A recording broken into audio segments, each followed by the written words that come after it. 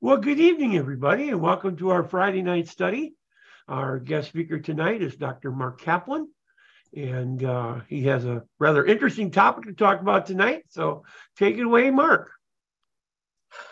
Good evening. As we say down here in Osceola County, Shabbat Shalom. I appreciate the opportunity to speak to this group. You know, it's an honor and a privilege. You're people who take the trouble to take the time Friday evening to listen to instruction. So you take the trouble to listen. So I hope that this would be of interest to you. And I could cover the subject in a few minutes, but there's a lot of background necessary before. And so I'll try. I can only give some of that background tonight, and then maybe alert you to what other research you might want to do on the subject. But as far as just a brief introduction, I am Mayor David Ben Shlomo Baruch HaKohen.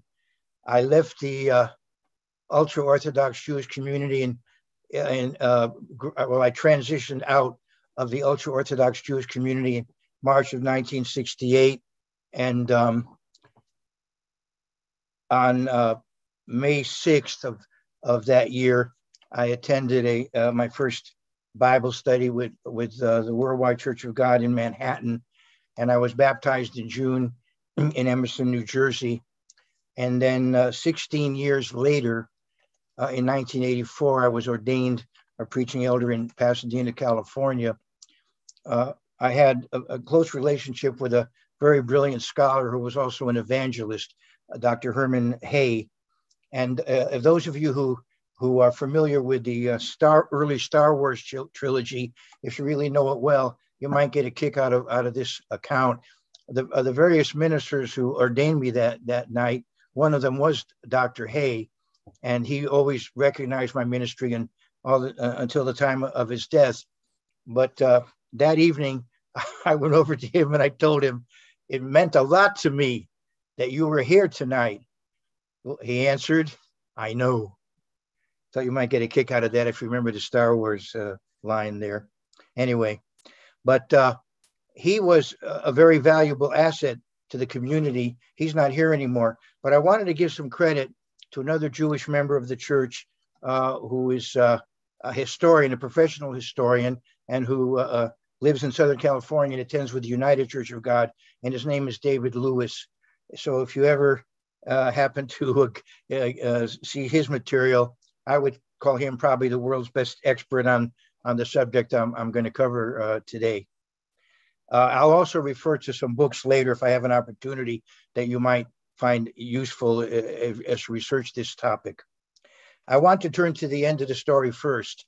I guess because we like to go right to left in Hebrew, but I want to go to the end of the story first. And Revelation 21 and verse 12. This is the New Jerusalem. So now we're spirit beings, and as I said, it's the New Jerusalem. And in verse 12 of Revelation 21, speaking of this city, also she had a great and high wall with 12 gates and 12 angels at the gates, and names written on them, which are the names of the 12 tribes of the children of Israel. So you come to the climax, to the end of the story, and you come to the spirit realm, and yet you still have the 12 tribes of Israel here.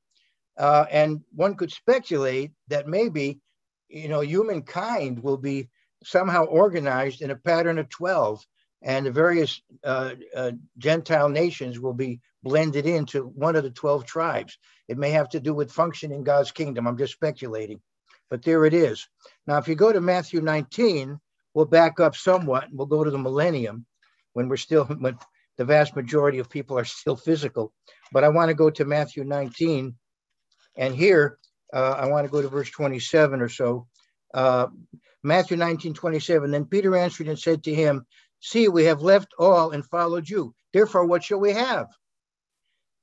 So Jesus said to them, assuredly, I say to you that in the regeneration, when the Son of Man sits on the throne of his glory, you who have followed me will also sit on 12 thrones, judging the 12 tribes of Israel. And so we understand, of course, from Bible prophecy, the resurrected David will be ruling over a united Israel, but there'll be the 12 distinct tribes, and Ezekiel 48 talks about that. And yet over each of the tribe will be one of the 12 apostles in the millennium. So again, there's an importance there. And what I skipped over was what you know from Revelation 7, that in the end time, we see 144,000, 12,000 from each of the tribes of Israel. You know, could be that's, symbolic, but it could be literal. So there is certainly an importance, given in the Bible to the tribes of Israel. And I want to go back now to some background as much as I can. I'll just give some, but it would be helpful to understand where I'm going with this talk. I call this talk Moses and NATO, an ancient ceremony and future geopolitics, right? Is that what I called it? An ancient ceremony and future geopolitics. So, but in order to get that point, we have to give some background. Now, I'm going to have to assume that a lot of you at least have a background where you understand that there are those of us who believe that the descendants of the northern kingdom of Israel, there was at one time a united nation, and then it split between Israel and Judah. And the northern kingdom was pretty much depopulated. Some remained behind. Some fled to the south. Some mixed with Gentiles who were brought in from what is today Iraq and became the ancestors of the Samaritans. But the bulk of the population was moved, but they migrated still as tribes. And it's a belief, at least by me and many others, that these tribes, although over hundreds of years, they lost their true identity as what their origins were just over many centuries, and possibly a large number of them might have been illiterate, and they were among people who had spoke different languages and who dominated over them. And besides, they had pretty much rejected their religion before they were ever taken away. That's why they were taken away. So they pretty much thought of themselves as Gentiles rather than as descendants of Israel. And as tribes, they migrated from the Middle East up into Central Asia and then across into Europe, and then over into Northwest Europe, and some, of course, across to the Western Hemisphere. Now, obviously, I've said a mouthful, and there's a lot of historical research involved there, and I can't get into all of that today, but that's my supposition. I'm starting with that premise that the peoples of the democratic nations of Northwest Europe and their descendants that have gone to like North America and Australia, et cetera, are actually descendants of these lost tribes. And I want to go to a prophecy in Amos, the 9th chapter, and the verse 9, so it's easy to remember. Amos 9:9. And as I said, if this is new and radical to some of you, then just go with it for tonight, and you can research and decide if it's a valid, belief or not. It's obviously not necessarily a popular one. Many people, for various reasons, attack it.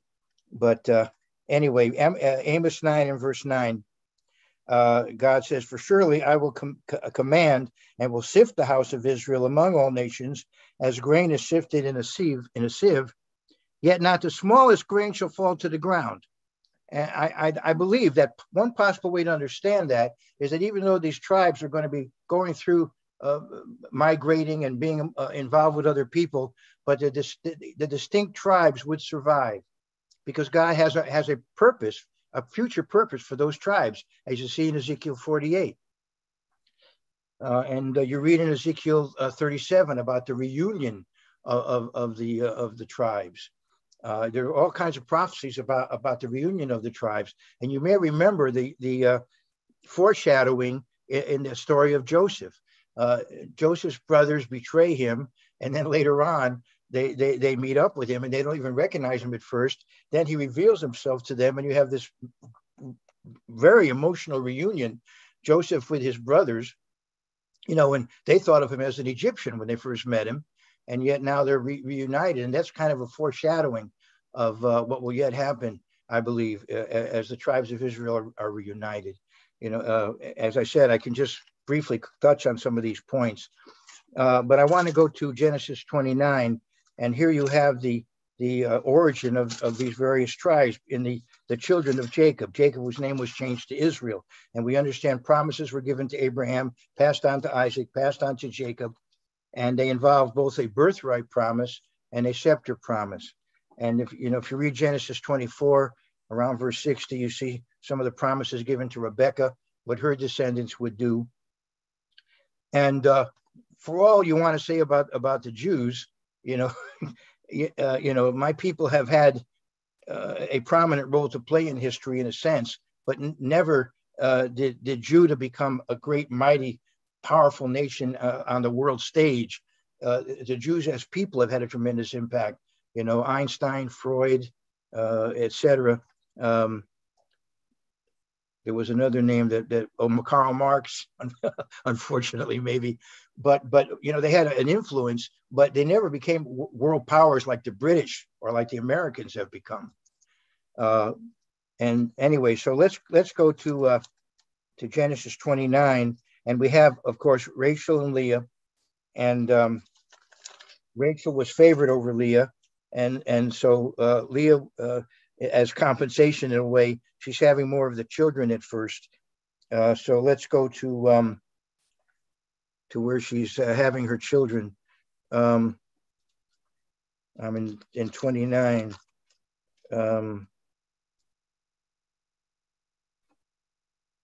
So anyway, I'm going to verse 31. When the Lord saw that Leah was unloved, he opened her womb, but Rachel was barren. Everybody with me? Hopefully you're following along in your Bible. I'm in Genesis 29. Now, I have to apologize. This is just an old-fashioned study where I'm quoting scriptures and hoping you'll follow along. It isn't a PowerPoint presentation. But if you enjoy PowerPoint presentations, let me give a plug to my son Daniel. There's a Flair Church website, and there you'll see talks by me and occasionally by my son, and with all of the high tech involved. And also, if you go to my channel, which is Christian Commandment Keepers, God willing, I give a message every Sabbath, not as long as this one, normally about under 40 minutes. And but the older ones have great graphics. I have two I might want to recommend to you. This is what you call shameless self-plugging or whatever you call it. But I just because I want to be of service, I think this would be these talks would be helpful. One of them is called Wisdom from Women, and it has to do with prophetesses in the Bible. And I think you'll find the graphics very entertaining. And then another one is Biblical Star Wars.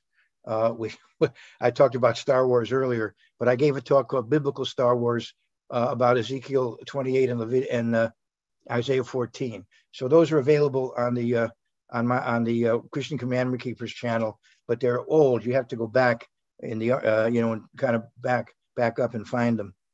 All right. Anyway, but I guess if you put in the title on YouTube, it'll come up. All right. So enough of the pushing our family. Let's go back to the family here. So anyway, verse 32. So Leah conceived and bore a son, and she called his name Reuben. Reuven, see a son. Reuven, see a son. And she said, the Lord has surely looked on my affliction.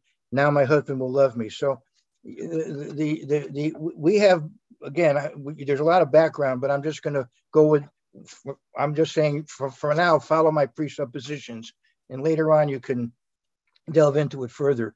But the belief in our community was that Reuben was basically the ancestor rather of the dominant people of France. Not everybody who lives there, of course, but the dominant people in France, we believe to be descendants of Reuben. And the French have been very prominent in history, and they have frankly had a certain feeling about themselves that they ought to be prominent. I'm not, each culture has its strengths and weaknesses. I hope nobody be offended by comments that I make. We all have, the Apostle Paul, for example, in talking about his people, he really gets rough on them. But then after you're so embarrassed, if you're Jewish, reading Romans 2, you want to hide. But then finally in the third chapter, he says, well, then what advantage has the Jew? Much in every way, because the oracles of God were given to him. So he picks you up off the floor. So each group has its strengths and weaknesses. So anyway, we'll come back more to Reuben as we go along. Then she has another son. She conceived again and bore a son, because the Eternal has heard that I am unloved. Therefore, he's given me this son. So she called his name Simeon or Shimon, which has to do with hearing. Some of you know the word Shema, hear, hearken. And so that's Simeon. She conceived again and bore a son, and said, now this time my husband will become attached to me, for I have borne him 3 sons. Therefore she called his name Levi. And that means joined. And of course, the Levitical tribe ultimately had the role of pulling the country together spiritually. So I'm giving the background of the names because this does affect the descendants and what happens to them prophetically. That's why I'm taking the time to do that. And then the next one, and she conceived again and bore a son and said, now I will praise the Lord. Therefore she called his name Judah, meaning praise or thanksgiving. Judah, praise. And then she stopped bearing. Well, of course, the book of Psalms is a book of praises. Tehillim, Psalms means praise songs. And you have hallelujah, all over the book of Psalms. So Judah had, David of Judah, of course, composed many of the Psalms of praise. And we'll say more about Judah as we go along. Now, Rachel, of course, wanted to have children. And finally, she culturally, the way you did it in those days, if you didn't have a child, you'd give your maid to your husband, and the child born would be technically, yours, even though it came through the maid, through the servant. That was the option in those days. That was, I guess, a common option. So Bilhah gives her Dan. I'm going to go to verse 6. Then Rachel said, God has judged my case, and he has also heard my voice and given me a son. Therefore he called his name Dan, meaning he judged. And the tribe of Dan later on, that they play that role, a judging role in Israel, as I'll say more about that. Then again in verse 8, she has another child, or Bilhah does. Then Rachel said, with great wrestlings I have wrestled with my sister, and indeed I have prevailed. So she called his name Naphtali, my wrestling. Now it's interesting, just for fun, we've said in our community again that the Swedish people are descendants of Naphtali largely, and then there are many of Swedes also in Finland. Just for fun, I looked up and I found out that per capita, the top wrestling countries in the world are Sweden and Finland. Now, it's true other countries are ahead of them in medals because they're so much bigger. We have United States, Japan, and the USSR, and now Russia. But after that, you have Sweden and Finland in terms of wrestling medals. It's rather interesting. Just an interesting tidbit that I came across. And now Leah does the same thing. There's a competition between these sisters. And so now we have her handmaid Zilpah is given to Jacob. So now she says, now verse 11, a troop comes. So she called his name Gad. Now, a lot of your translations may say good fortune comes. So the name has a double meaning. It's like the word dam. Dam could be the female mother of an animal, like a dam and its fawn. But dam is also a barrier you put up, to hold back water. So the same dam has 2 different meanings. So the word God, G-A-D is pronounced God in Hebrew. God could mean good fortune, good luck, or a troop. All right, so it depends on your translation. And so it has both meanings. And all right, anyway, and then Leah's maid bore a second son. And Leah said, I'm happy. So this is Asher, happy. I'm happy for the daughter shall call me blessed. Therefore she called his name Asher. It also means fortunate. There's a Hebrew word ashrei, which you find in Psalm 1. And there's a hymn that a lot of you know where ashrei is translated blessed and happy. You may remember that song that maybe some of you remember. And okay, then we find that she made a deal with Rachel. I'll give you the mandrakes if I can sleep with Jacob tonight. So she made the deal, and then she thought the mandrakes were I guess would help her fertility. That was her thinking. So anyway, so they made this deal. So verse 16, when Jacob came out of the field in the evening, Leah went out to meet him and said, "You must come in to me. I have surely hired you with my son's mandrakes."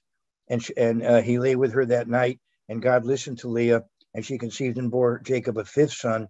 Leah said, I'm in verse 18, God has given me my wages. It could also mean my reward. Her reward for giving up the mandrakes. Because I have given my maid to my husband. She that was what she was thinking, but obviously that's not something that is really the right thing to do. But people sometimes go their own routes. History is very messy, and if you read the Bible, you find things work out, but history is very messy. Anyway, Leah said, God has given me my wages because I've given my maid to my husband. So she called his name Issachar, and that could mean there is reward. Then Leah conceived again and bore Jacob a sixth son. And Leah said, God has endowed me with a good endowment. Now my husband will dwell with me because I have borne him six sons. And she called his name Zebulun. A good translation, a full translation of Zebulun would be dwelling in honor. Now my husband will dwell with me honorably. It's kind of a fuller meaning of that word. Okay, then she had a daughter, Dinah, or Dinah in Hebrew, which means judgment. Now, some people believe Jacob had other daughters, but this one is mentioned. She figures prominently later on. She could have been the only one, or some people believe there were others. But now Rachel finally has, are you still with me? Is everybody with me? Okay, I'm going fairly rapidly through this. Okay, and obviously these are chapters you could dig into further. Now I want to mention, those of you, because you're listening tonight, you probably are really into studying the Bible. So you may know about Bible Hub and the fact that you can look up a scripture and there's like a dozen different commentaries on it. So I would recommend that. And one commentary that may be overlooked, I think, is these people are 19th century German scholars, Keil and Delitzsch, and they are very thorough and really get down to the text and the meaning of the words. So if you've never used that commentary, it's difficult to wade through it. And I'm not saying I endorse everything. They have their views that I disagree with, but if you have never used it, it might be interesting to use it. I also want to mention a brilliant Bible scholar named Robert Alter, who has a translation and commentary on the Old Testament. He's Jewish, and his concern is the Old Testament. Now, his Bible is brilliantly done, and I would say it's maybe a modern equivalent of the Moffat translation that was once very popular a generation or two ago. And just like Moffat, he's on the liberal side, and he loves the Bible, but doesn't necessarily believe in it as authority in his life. He just loves it as literature. So obviously, he's not on the same page with me, but he's a brilliant scholar. So anyway, he has a translation of the Bible with comments. His name is Robert Alter, Alter, just for information. Okay, so now we get to Rachel, and verse 24. So she called his name Joseph, right? May he add, Yosef. And she said, the Lord shall add to me another son, which he did. Now, Joseph, in a sense, means increase, add, and Joseph, in a sense, means prosperity. And we believe that, and Joseph had the birthright blessings. And in our community, we have believed that the British and Americans, the most blessed of people on earth, are the dominant people among the English and Americans. Not everybody who lives there, but the dominant people over the years are descendants of Joseph. And it's interesting that when the Puritans came to America, they really were into the Bible. And there's a famous Puritan leader named Increase Mather in the colonial days. So they just translated the word Joseph, and they called their son Increase, but that didn't catch on. Now people just say Joseph. They don't translate it. All right. So later on, you'll see the other son. All right. I want to go to 35 now, Genesis 35, and do the other son. The 12th. I think I've covered all the sons. And when we get to Genesis 35, Rachel is giving birth here. And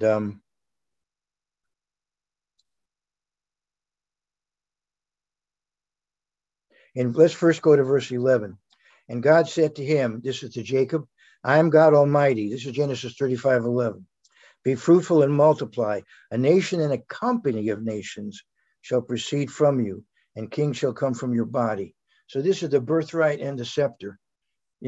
America and, of course, the British Commonwealth, a company of nations, that's the birthright.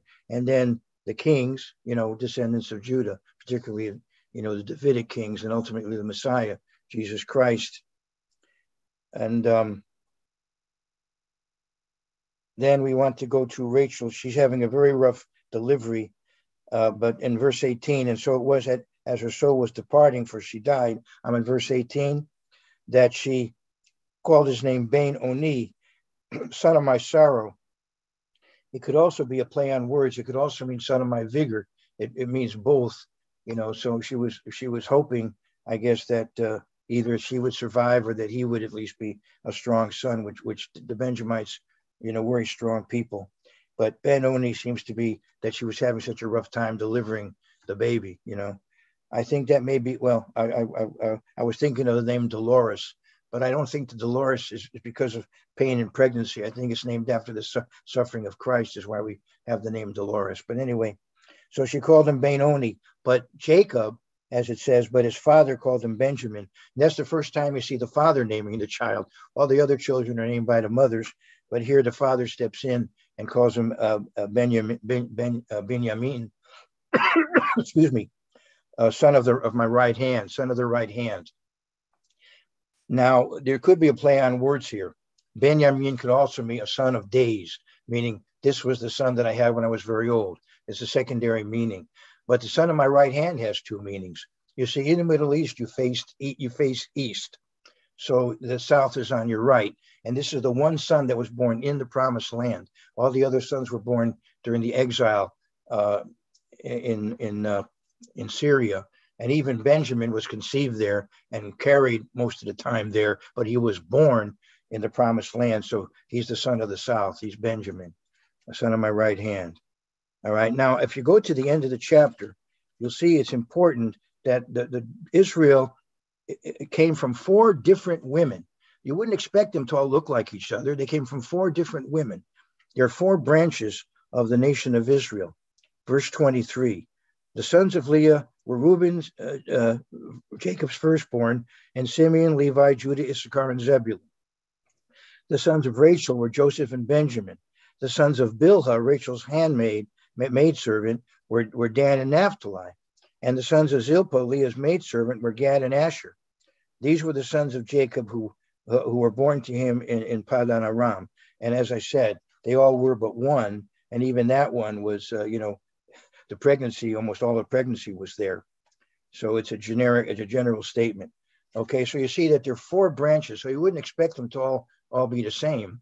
It came from 4 different women. And so there are, as I said, 4 branches. And that is important because when you see the list of tribes, it's often organized according to the mothers and the maid servants. There's various ways they're combined, but the background here will help us see how they're being organized. All right, so I want to go now to Genesis 48, and here you have a prophecy of the sons of Joseph. Now, what happens here is that Jacob, in effect, elevates his grandsons as if they were his sons.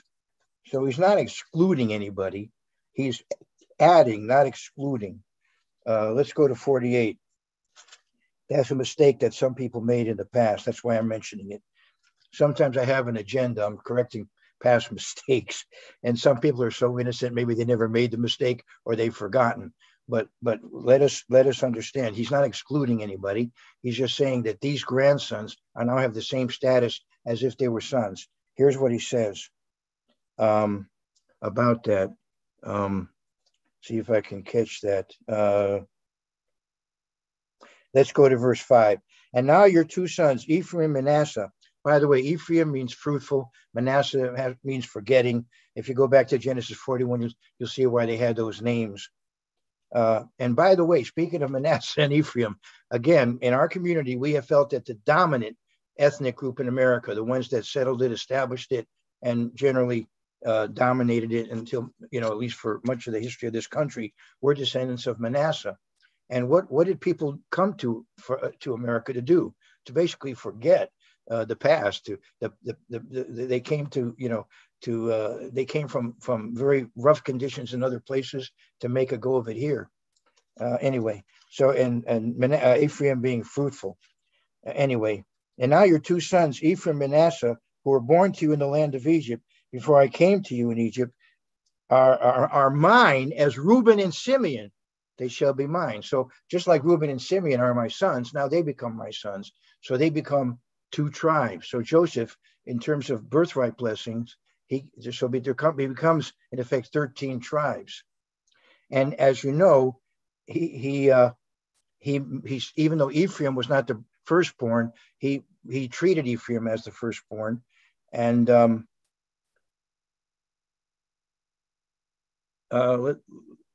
let's see if I can find where he says,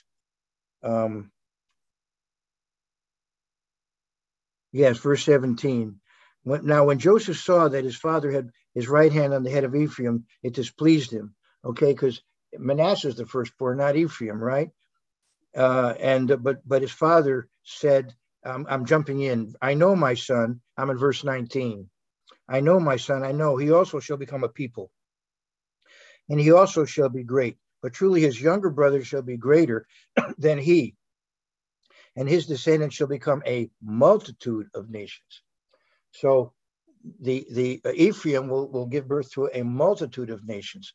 So we have the United Kingdom, Canada, Australia, New Zealand, and at one time South Africa could have perhaps been included. And then we have a whole empire, which at one time ruled a quarter of the world. Even to this day, King Charles III is a head of state in many countries. And also, I want to say this: Canada is larger than the United States, and Australia is about as large as the lower 48. So if you put Australia and Canada together with the United Kingdom, that's a much larger area, even in terms of land, than what we have in America. All right, now America has a larger population, but the British at one time ruled over a quarter of the world, including India. The British at one time ruled over India. All right, anyway, so now we go to Genesis 49, and now we have a prophecy about these sons of Jacob that become descendants of various nations. And let me see how the time is going. Okay, I'm doing all right because we started about 8:15, right? Okay, so what I have planned is, if you'll all let me know your location around midnight, we're going to send out drones with coffee and donuts. I'm joking. All right. Anyway, Reuben, I'm 3. You are my firstborn, my might, and the beginning of my strength, the excellency of dignity, the excellency of power. Unstable as water, you shall not excel. So if you look at the history of France, they've had their ups and downs. I think they're on that what they call the Fifth Republic. They've had for a while they were in republics. They've had emperors. They had a very radical revolution, a much different kind of revolution than what happened here, and so on. But anyway, a great nation, but yet not quite the stability. Unstable as water, you shall not excel, because you went up to your father's bed. Then you defiled it. He went up to my couch. You may remember that after Rachel died, that Reuben had a sexual encounter with Bilhah, and that's sexual, but also political. Perhaps he was concerned that now that Rachel was dead, instead of Leah being important, Bilhah, Rachel's maidservant, would take over as the best. And so, he had maybe sexual motives and political motives there. And of course, obviously it was wrong, and it was immoral, and he's criticized for it. And now Simeon and Levi were very vengeful and very ruthless when their sister was raped, and the ruler of that area wanted to marry her. You may remember the account that they had the people. They told the people to be circumcised, and then when they were weak, they came and slaughtered the whole community. So here it says, Simeon and Levi are brothers, instruments of cruelty are in their dwelling place. Let not my soul enter their council. Let not my honor be united to their assembly. For in their anger they slew a man, in their self-will they hamstrung an ox.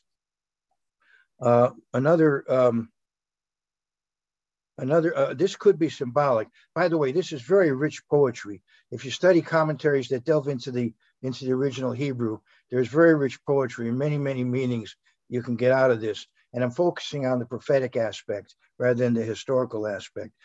But when it talks here about hamstring an ox, it could be symbolically talking about the fact that they killed the ruler as well as everybody else.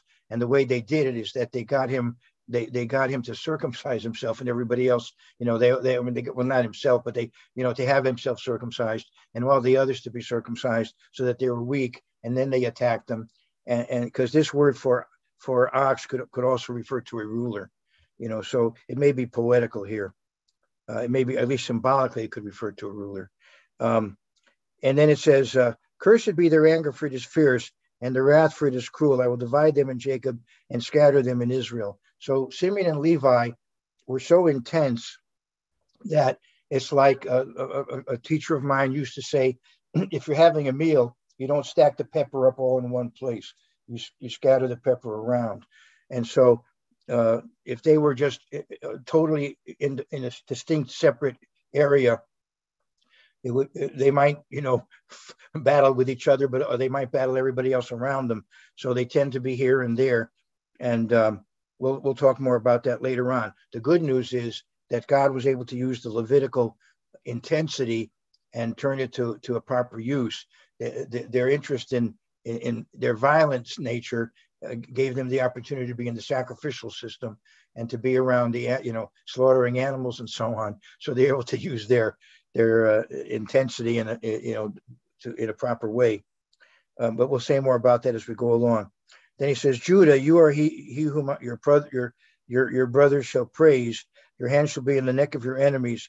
Your father's children shall bow down before you. So he's playing on the word for praise.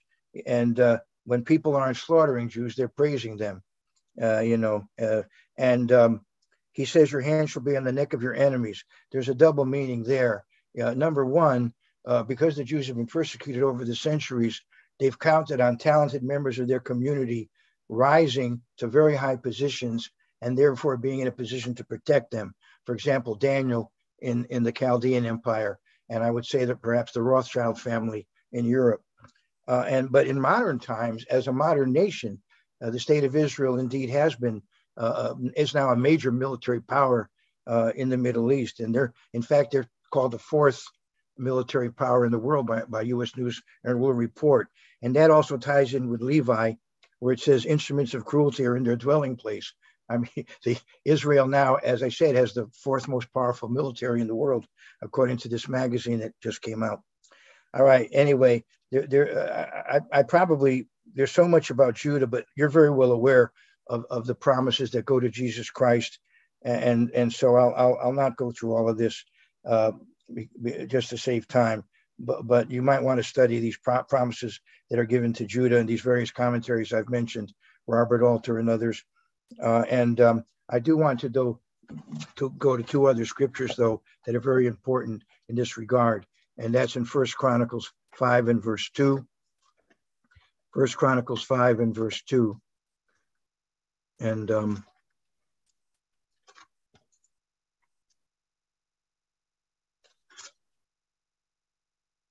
yet Judah prevailed over his brothers, and from him came a ruler. All right, Jesus Christ, Hebrews 7, and other places, he came from Judah. And although he had to come from David, that was a promise. So the Messiah must be from David. Yet Judah prevailed over his brothers, and from him came a ruler, though the birthright was Joseph's. So the Jews didn't get the birthright. The birthright was Joseph's.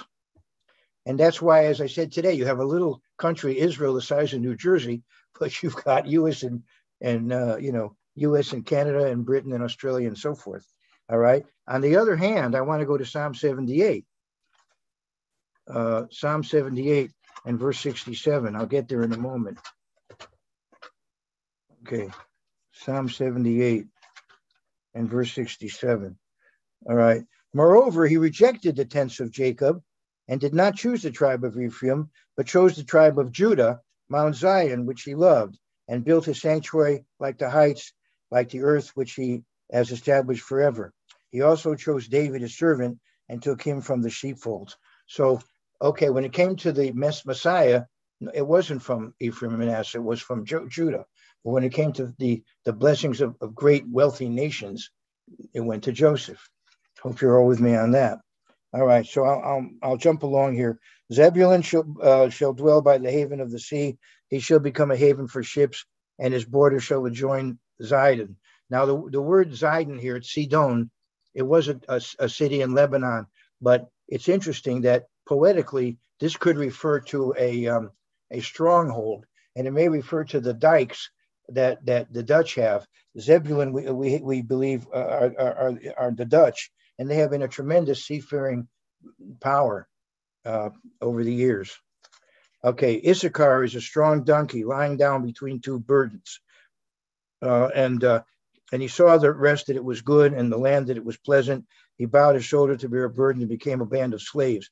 So the nation of Issachar, which we believe are the Finns, and now I'm getting input that Estonia should be included.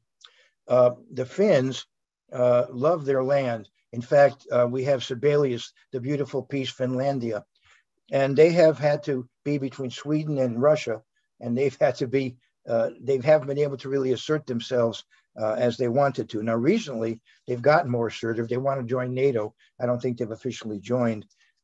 By the way, a lot of the countries I'm mentioning, of course, are members of NATO, the North Atlantic Treaty Organization, just incidentally. Issachar may sometime be in Finland, may be in there, but the way things are going to finally line up are not the way they are lined up now, as you'll see at the end of this talk. Then it says, Dan shall judge. That's a play on words. Dan Yadinamo. Dan is a judge. Dan shall judge his people as one of the tribes of Israel. And you'll find that, well, of course, you have Samson, who was a prominent judge from the tribe of Dan, but you'll find that the Dan, who are the Southern Irish, they have been very much involved when they have migrated to other Israelite nations, to U.S. and Canada and Australia. They have traditionally, 2 generations ago, the Irish were police and fire. They worked they were the civil servants. There were many judges, many politicians were Irish. In fact, right now, as I'm speaking, they may be voting on whether McCarthy, is going to be Speaker of the House. Anyway, Dan shall be a serpent by the way, a viper by the path that bites the horse's heels, so that its rider shall fall backward.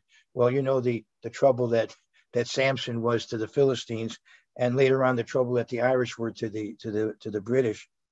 And then he says, interestingly, I have waited for your salvation, O Lord. Why does he say that? Well, you have to go all the way to the end of the book to see, but also you have to read through the book. The tribe of Dan was steeped in idolatry, and they were consistent about it. They got involved early in an idolatrous religion and stayed with it the whole time. Now, they had Levites involved. In fact, Moses' grandson, shockingly, Moses' grandson was involved in it. So I guess you could say he had creds, but so they had at first a Levite, but they were idolatrous consistently. And later on, an idol was set up in Dan at the time of Jeroboam. And in modern times, evidently, when we come to the end time, we have a false religious system. We have an antichrist, and evidently the people of Dan will be very much involved in it. And so Dan is not in the 144,000. So evidently, God willing, I believe there will be Danites in the innumerable multitude. But we won't have 12,000 of Dan among the 144,000. However, it says, I've waited for your salvation, O Lord. They are going to be saved. If you look at Ezekiel 48, the tribe of Dan is there. All right, so they do come back spiritually. All right, then here we have a play on words in the Hebrew. God, Gadud, Yegudenu, Hu Yagud Akev, I believe is the Hebrew. So it's a play on the name of God, or Gad. and it's interesting. Robert Alter does a good job with this. He said, Gad will be goaded and will goad. He found an English word that kind of fits in. All right. Gad, a troop shall trample upon him, but he shall triumph at last. Let's see how am I doing on time? I'm doing all right. And so if you look at the Swiss, Switzerland is like traditionally, they may have made some changes recently, but through history, traditionally, the Swiss have all of them have military background. Like the whole country is like one big army. And so nobody wants to invade Switzerland. And traditionally, even the Pope has had the Swiss Guard protecting him. And at first, Switzerland was dominated by Austria, by Central Europe, by the Holy Roman Empire, but it broke free. And it's been basically, independent for a long time. Bread from Asher shall be rich, and he shall yield royal dainties. We have thought about Asher as being Belgium, and we have the Belgian lace, we have Belgian pastries, and so on. Belgium is famous for that. Naphtali is a deer let loose. He uses beautiful words. And the people of Naphtali, Sweden, are a very attractive people. And frankly, Sweden has a reputation for sexual promiscuity, and also uses beautiful words. The Nobel Prize came from a Swedish, from Alfred Nobel, and the Nobel Prize, some of them, I think one of them at least, is given out in Norway, which at one time was associated with Sweden, and there may be some of Naphtali in Norway, but the Nobel Prize originated in Sweden, and I think most of them are given out of Sweden. And then all the prophecies of Joseph, and I won't even. It's a lot here, but I'm just let me just say that Joseph obviously is given the greatest physical blessings, and there's no comparison to the English-speaking world and the blessings that the English-speaking world have been given. And if you just read on, who else would fit this? I mean, you could say that at the time of Solomon, maybe Ephraim and Manasseh were wealthy, but there's no particular, no particular stress on that in the Bible. This doesn't seem to be a prophecy projecting forward into the future. They may very well have been very wealthy in Solomon's time, but I believe when you read all this, it seems to be more than that. Okay, let's go to Benjamin. Benjamin is a ravenous wolf. In the morning he shall devour the prey, and at night he shall divide the spoil. Well, forgetting the historical factor, let's go prophetically.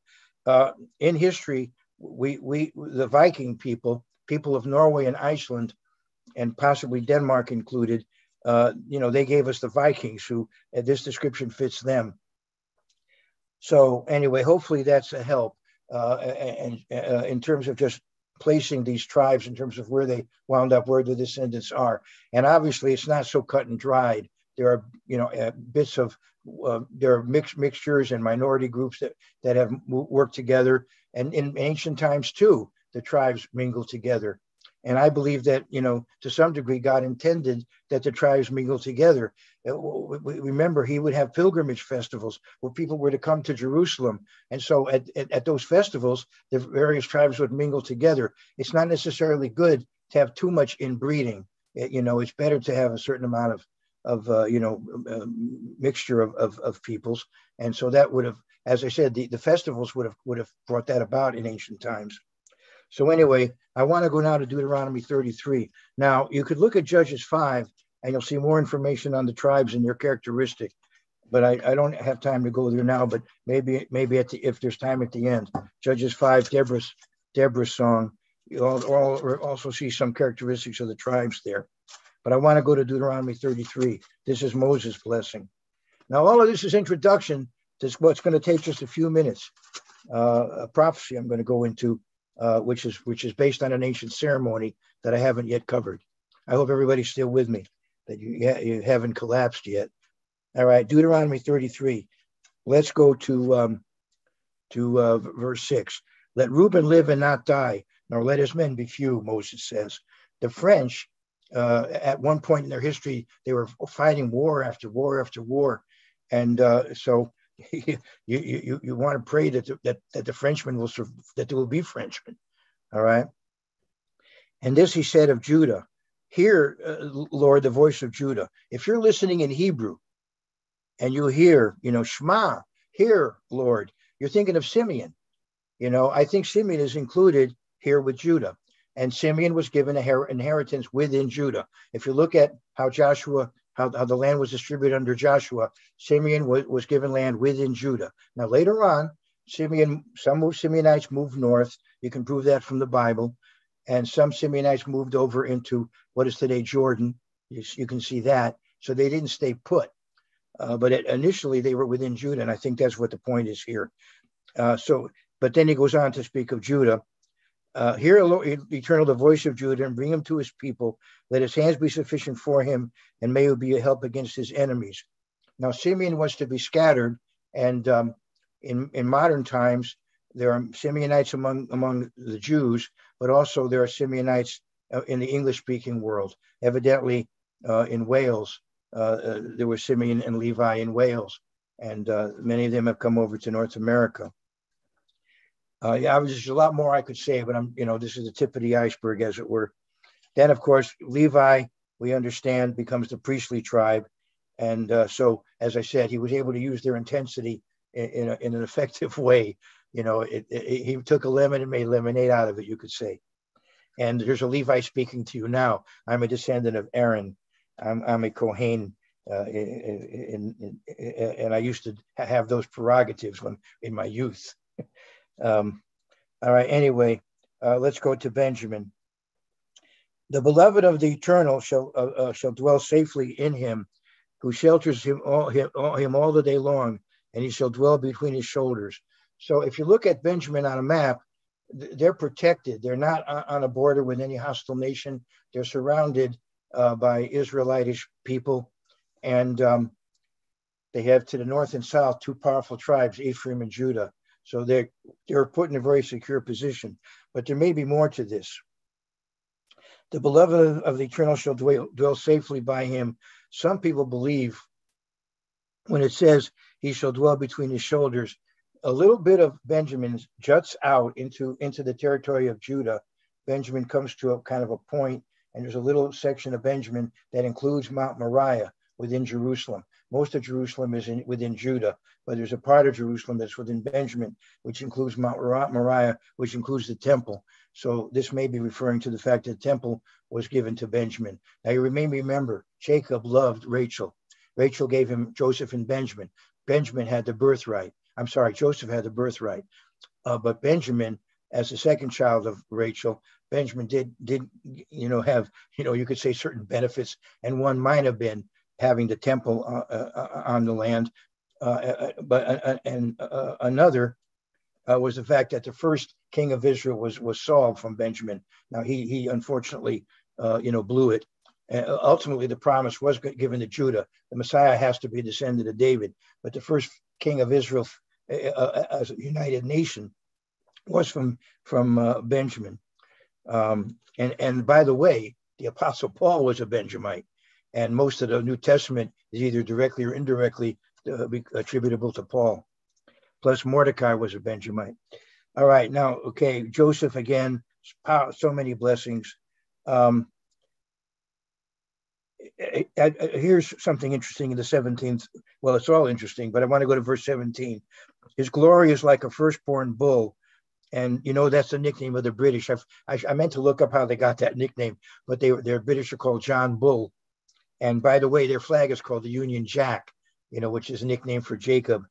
And even the word Yankee in European Hebrew is a nickname for Jacob. And also the border of Norway and Russia is called Jakob's Elva, Jacob's River, the border between Norway and Russia. You can look it up. His glory is like a firstborn bull, and his horns like the horns of the wild ox. And some translate it unicorn. It may refer to the Arabian oryx. When you see it from a profile, it looks like it has only one horn, but it's a long, sharp horn. So in any case, it's a symbol of power. But what's interesting is that if you look at the symbol of the British royal family, it's a lion and a unicorn, the Lion of Judah, and then you have the unicorn, or poetically the wild ox or Arabian oryx here of 17, talking about Joseph. His glory is like a firstborn. And by the way, David Lewis, whom I greatly respect, he believes that the southeastern U.S. has a lot of Ephraim there, and that as you go west, you come to the East Manasseh. Manasseh was divided in biblical times. Across the Jordan River was East Manasseh, and then west of the Jordan River was West Manasseh, and that pattern has been with us. The northeastern U.S. has been, let's say, West Manasseh, the industrious business types, and then the cowboys, the East Manassites, they've gone to the western U.S.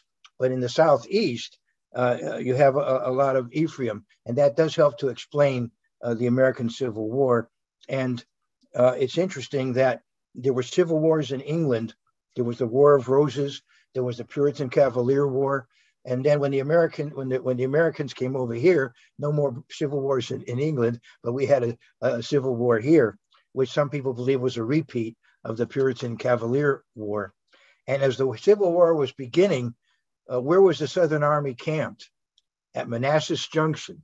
In the first battle, and there was a Battle of Manassas and a second Battle of Manassas, which was also called the Battle of Bull Run, because that was the river that was there. I just recently visited that area.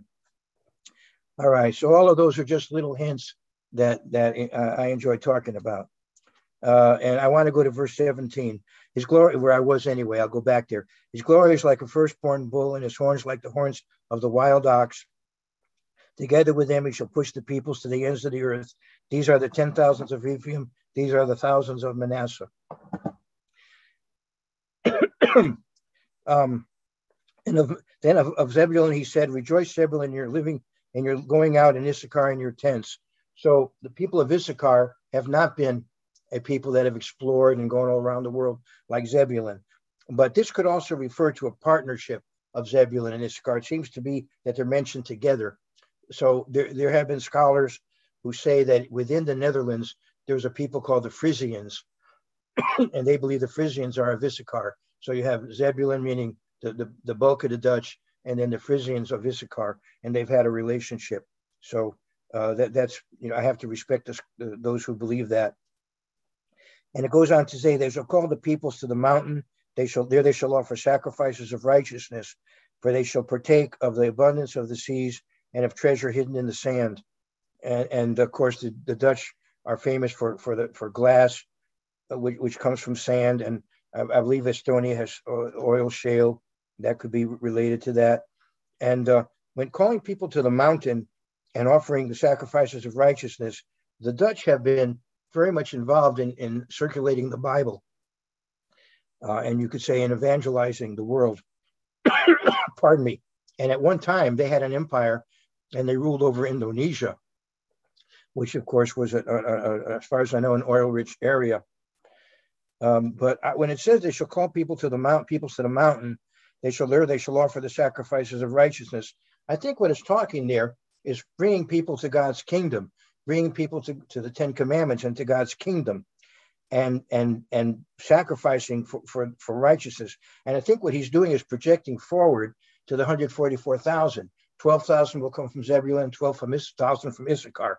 And it's true that all the tribes are involved, but I think that this is perhaps a vision of the end time, and focusing on Zebulun and Issachar, that they're going to be part of that, of those 144,000. Now, I do have to go back to Genesis 49, speaking of the end time and the book of Revelation. So with your indulgence, I am almost finished with the introduction, and the actual SPS won't take that long. So the introduction was the hard part. So I want to go back to Genesis 49. All of a sudden, as Jacob is prophesying about Judah in verse 12, he says, eyes darker than wine, teeth whiter than milk. There's no his there. He just says eyes darker than wine, teeth whiter than milk. And so, yeah, it's a prophecy of Judah in certain ways, and their prosperity and their involvement with wine and with dairy products. But it's greater than that, I think. It's like he sees a vision all of a sudden while he's talking about Judah. And he says, eyes darker than wine, and his teeth whiter than milk. What's going on there? I think he's seeing a vision of what I would call the super Jew, Jesus Christ, the Lion of Judah. He sees a vision, eyes darker than wine, teeth whiter than milk. I want to go to Revelation 1. I think he sees a vision of the greatest of the Jews, of course, the greatest of all human beings, because he's both human and divine, Jesus Christ. And I want to go to Revelation 1. Okay, let's see, Revelation 1. And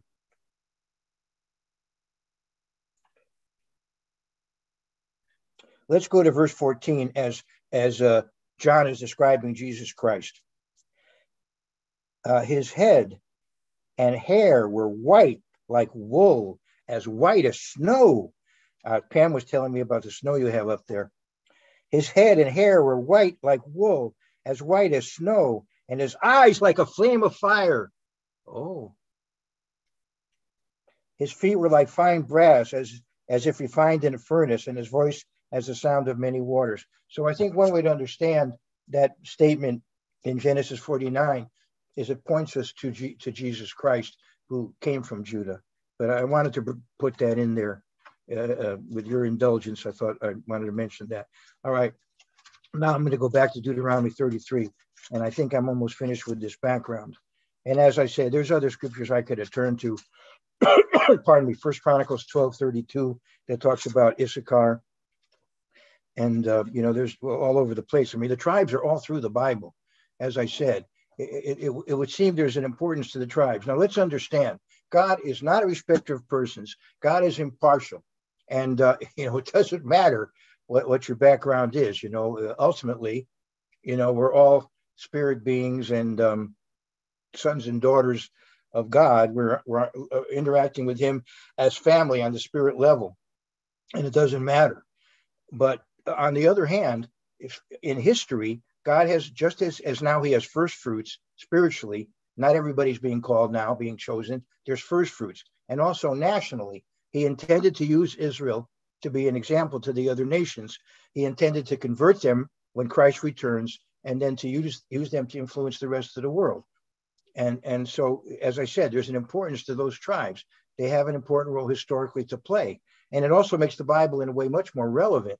Not that it needs to be relevant, it's relevant in so many ways, but it makes it even more powerfully relevant in the sense that it actually is predicting world events and over history in a way that a lot of people don't appreciate because, as I said, they're hostile to this doctrine. Anyway, I'm back to Deuteronomy 33 and see how, okay, what else do I have to do? Okay, let's see. I've gone through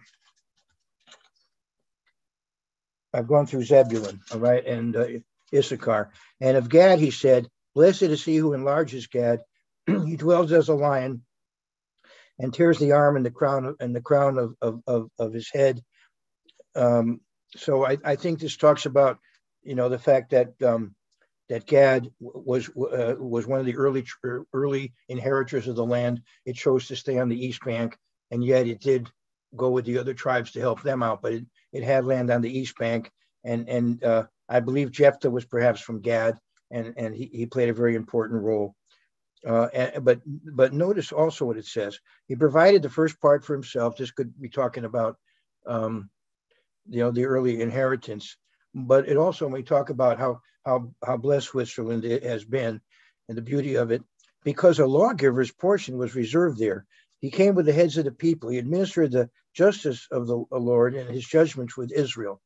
So looking prophetically, the Swiss have been an important center of world government. The League of Nations met in Geneva. A lot of international organizations are headquartered in Geneva. I believe the International Labor Organization, I believe the World Health Organization, and it may very well be that the time may come when the UN moves there. I wouldn't be surprised. But anyway, but Geneva, the Swiss, because of their neutrality and because of the security of the nation, they've played a very important role in influencing the world. And of Dan, he said, Dan is a lion's whelp, he shall leap from Bashan. So Bashan is like the Golan Heights area, and Dan, in effect, jumped from there and went all the way over to, I believe, Southern Ireland, although possibly also in Denmark. It's possible. It may be that some of Dan is in Denmark. Dan was in two parts in ancient times. Part of it was in Jaffa, with Tel Aviv today, and the other part was in the Golan Heights area. But I think Denmark is predominantly, I think, Benjamin. But we'll know where Denmark fits in the end time, if we're alive at the time, as I'm going to show you in a moment. And of Naphtali, he said, O Naphtali, satisfied with favor and full of blessing of the Lord, possess the west and the south. The word for west here is the sea. The sea was, of course, the Great Sea was on the west in Israel. So the west, Yam meaning sea, became the word for west. So I think what you could say, if you look at Sweden, it has the Baltic Sea and the North Sea and currents coming up from the south that give it its climate. You know, the southwesterly winds that give it its climate. And so it possesses, in that sense, the sea in the south. That's been their source of blessing. And of Asher, he said, Asher is most blessed of sons. Let him be favored by his brothers. Let him dip his foot in oil. Your sandals shall be iron and bronze. And as your days, so shall your strength be. Here we're talking about olive oil, which is a symbol of prosperity. And the Belgium has been a very prosperous country. And generally speaking, you know, it has been occupied in 2 wars, but Belgium normally does not involve itself, has not been involved in these wars, other than it was occupied in World War I and II. But if you look at the history of Belgium, it's not like France and England, where there's always constantly wars going on. But it is a prosperous country, and a lot of industry there. And when I was in Belgium in 1970, and I was impressed by the high standard of living there when I was there. I had relatives who lived there. Okay, I'll leave it at that. And there's a lot more I could have said, but I'll leave it at that. And now I come to the point of my talk. So as I said, if I've said anything that is some way disconcerting or upsetting or controversial, you can get back with me. MDK153@earthlink.net, or you could do it through the church Christian Commandment Keepers, CCK153@earthlink.net. If I've said anything to stimulate any comments, and I realize my interpretation may not be the most authoritative. You know, others may have better explanations, but I do believe that generally our identification of the tribes is generally okay. Now, there's a lot more to it than that. You know, there are various pockets of different tribes here and there because of how people have migrated. You know, so there's much more than what I've said today, but this is the general outline. Now I want to go to Deuteronomy 11, and this is the point of my talk. Okay, I've got enough time. Deuteronomy 11. So in Deuteronomy 11, towards the end of that chapter, Deuteronomy 11, towards the end of that chapter,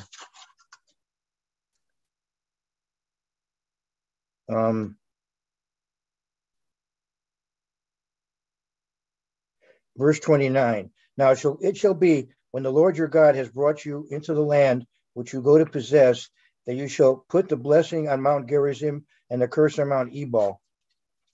Mount Gerizim is south of Mount Ebal.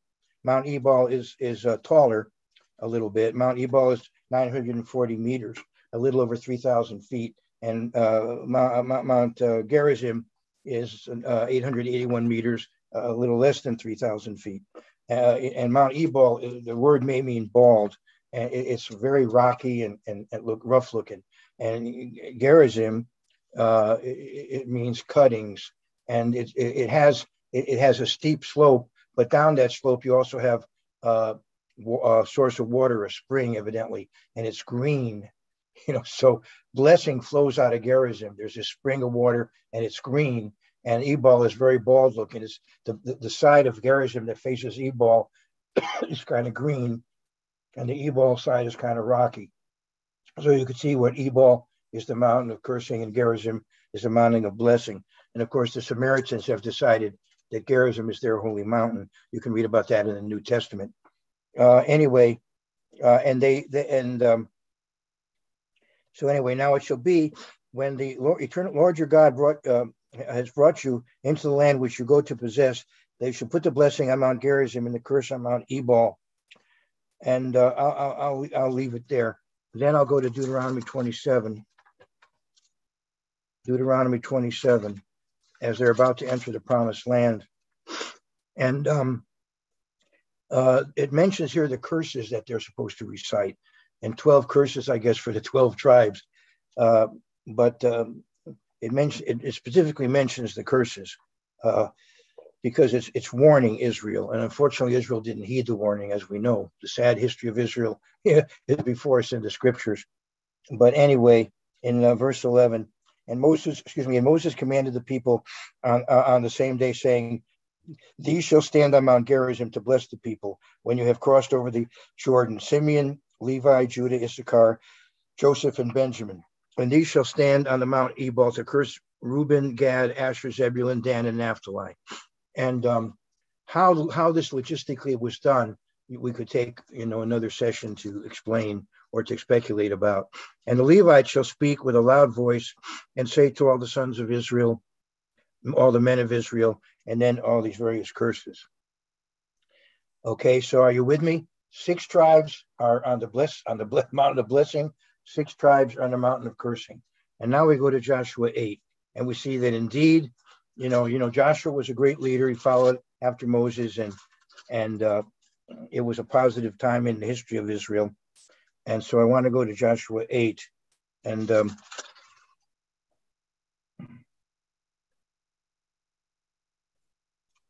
it should be, okay, let's go to verse 33, okay?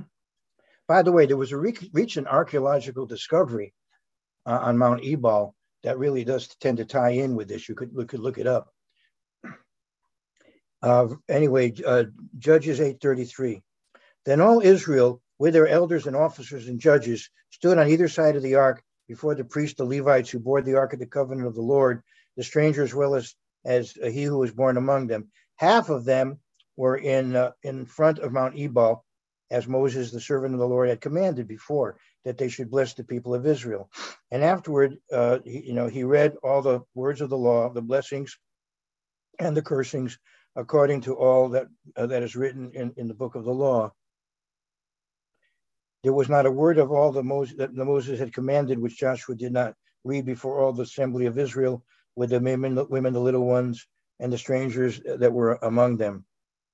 So half around Mount Gerizim, half around Ebal. And exactly what was read, again, that's scholars speculate on that. You could look at the different commentaries and see what they say about that. So which half went on which mountain? Which half went on the mountain of blessing and which half went on the mountain of cursing? So I want to go back to Deuteronomy 27. Deuteronomy 27.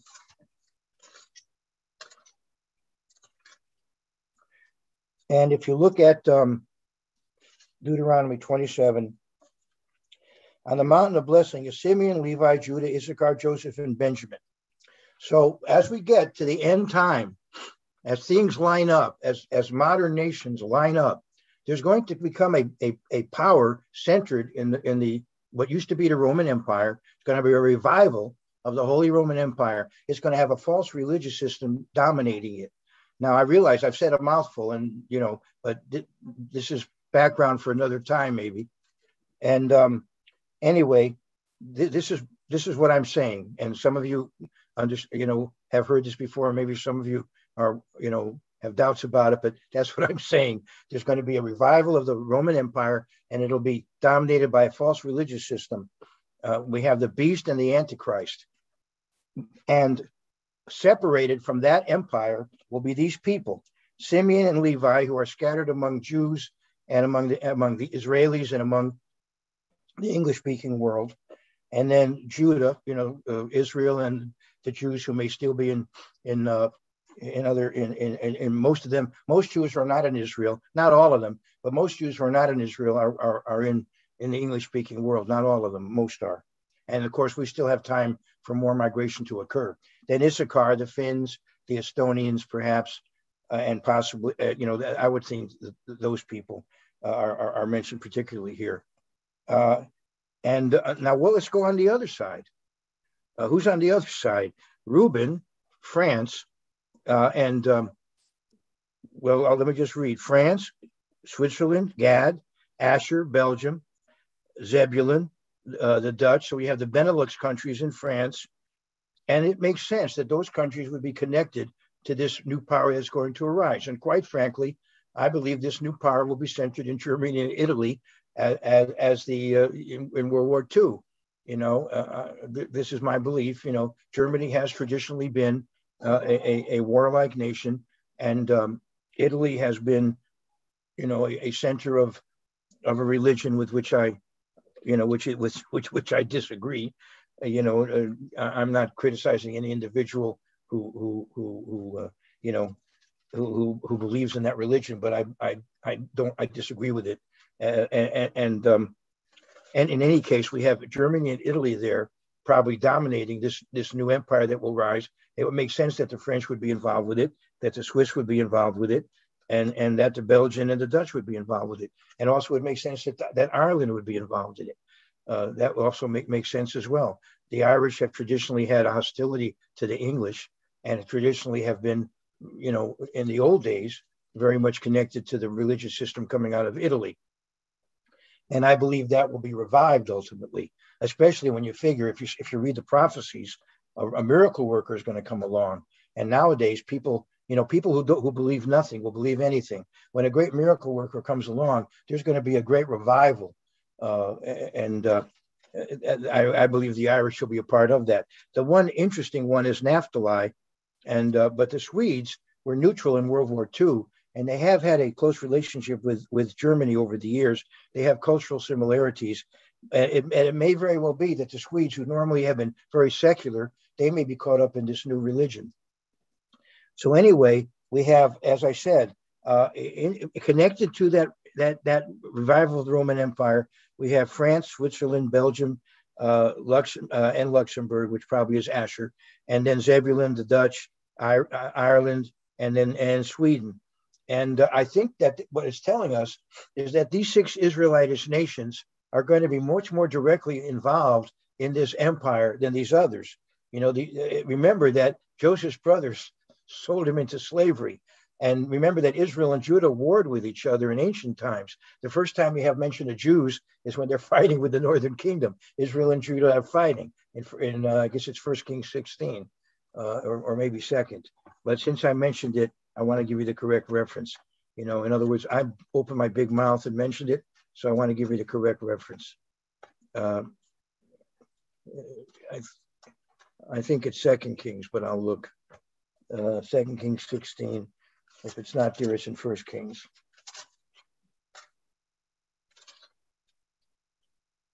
Yes, 2 Kings 16:6. All right. So anyway, so the tribes have battled among themselves before, and unfortunately, it's going to happen again. But then we're going to have, when Christ returns, a tremendous reunion. They don't have time to read you about, but I could, cry just talking about it.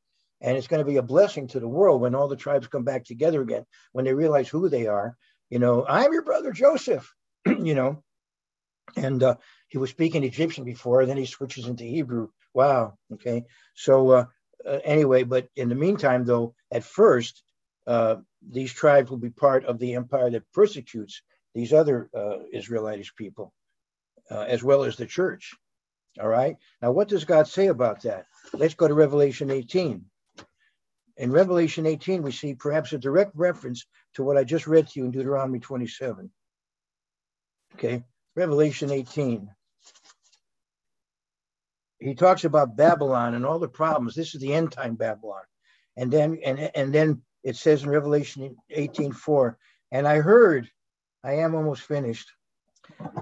And I heard another voice from heaven saying, come out of her, my people, lest you share in her sins and lest you receive of her plagues. Come out of her, my people. So yes, there's various meanings here. Obviously, he means that we, God's people, should not be assimilated into the civilization that's coming, which is going to be Antichrist. We need to come out of that. But it may also be referring to the people, the Israelitish peoples that become associated with this beast power, that become a part of it. Now, maybe some of them will be dominated by it and won't have a choice. I mean, in World War II, many of these countries were occupied. As I said, regarding Denmark, if they're Benjamin, they will not be part of this If they are Dan, they will be. So we'll see. Now, I'm not speaking dogmatically, by the way. This I'm giving you my, this is my view of that, of all of these things. I'm not. You feel free to disagree without being disagreeable. Okay, fair enough. All right, anyway, but 18:4, and I heard another voice from heaven saying, "Come out of her, my people, lest you share in her sins, unless you receive of her plagues." Now remember, the tribe of Dan is so much involved in the system that they're not even, they don't have 12,000 in the 144,000, but they do come out. All the tribes will repent ultimately, that were involved. They will repent, and there will be a reunion of the tribes, and then the various tribal inheritances will be there in the millennium. You could look at Ezekiel 37. You could look at Isaiah 11. You could look at Ezekiel 48 and see all of that. So I hope that, I don't know how long it will be till all of this takes place, but it's something to look for down the line, depending how long we live and how things shape up. We're not in that alignment now, but I'm thinking that's the way probably things will ultimately line up. Now, here's my point, or one of my points that I'm bringing out in giving you this information. One reason this is important is going to John, the 15th chapter, and I'm almost finished. I understand you're exhausted, and if some of you fall and really hurt yourself, I can't, like the Apostle Paul, resurrect you, so stay awake. All right, anyway, I want to go to John 15 and verse 14. All right, John 15, 14. I'm sorry, 14, 15 is what I want. I reverse things, all right? So let's go. John 14 and verse 14. You are my friends if you do whatever I command you. Oh, see what Jesus tells us? You are my friends if you do whatever I command you. No longer do I call you servants, for a servant does not know what his master is doing, but I have called you friends. For all things that I have heard from my Father, I've made known to you. So it seems to me that one of the identifying marks of God's church, the authentic church that Jesus established in his ministry and should exist through history, Matthew 16, 18. One of the signs of that church is an understanding, perhaps better than average, a better than average understanding of Bible prophecy, because he calls us friends and he wants to let us know what he's going to do. So what I've told you may be part of that. We may know more about how things are going to line up geopolitically than others because of this understanding that we have. That's just something to think about. And I want to finish by going to Luke 1. This probably will be my last passage that I'm going to quote. Luke 1, and I want to go to verse 32. I may start a verse or so earlier than that. Okay, Luke 1. Well, I'm going to go to verse 31. And this is, of course, the prophecy of the birth of Christ. The angel comes to Mary, and behold, you will conceive in your womb and bring a son, and shall call his name Jesus, which is the Greek version of the short form of Yehoshua. Yehoshua, the eternalist salvation. Yeshua, which is the shorter version of it that you find already being used in the Old Testament. Yeshua, and Jesus comes in the Greek. The New Testament was written in Greek. But to understand the meaning of Jesus, you have to go back to the Hebrew, because these people were speaking Aramaic and Hebrew. They weren't speaking Greek as their first language, but the Gospels were written in Greek. All right. And behold, you will conceive in your womb and bring forth a son, and shall call his name Jesus. He will be great and will be called the Son of the Highest, and the Lord God will give him the throne of his father David. And by the way, I'm going to throw this in, even though I haven't said much about it, but I do believe that King Charles III is a descendant of David, and that is the throne. When Jesus Christ comes, he literally will inherit the throne of David from whoever's occupying it at that time. Now, that person may be in captivity at that time, but I think there will be a living heir to the throne of David alive for Jesus Christ to return and take over that throne. But that's obviously the subject for another several studies. Okay, anyway, he will be great and will be called the Son of the Highest. And the Lord God will give him the throne of his father David. And he will reign over the house of Jacob forever, and of his kingdom there will be no end. So he begins his reign over the house of Jacob. But we understand it doesn't end there. He rules the whole world. And ultimately, everybody's going to have the opportunity to be a son or daughter of God. there is a certain focus in the Bible on the people of Israel as a beginning, as God's plan of salvation works out for the entire human race. I hope that this session has been of value to you, and you can continue on with your own personal study and discussion.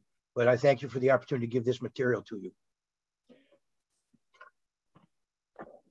Okay. Well, this is the part where we have question and answer or comments. Okay, Mary? Yes, this is Jerry. Oh, well. I have a question for Mr. Kaplan. Right at the end of your study, you were talking about the Messiah will start his reign over Israel.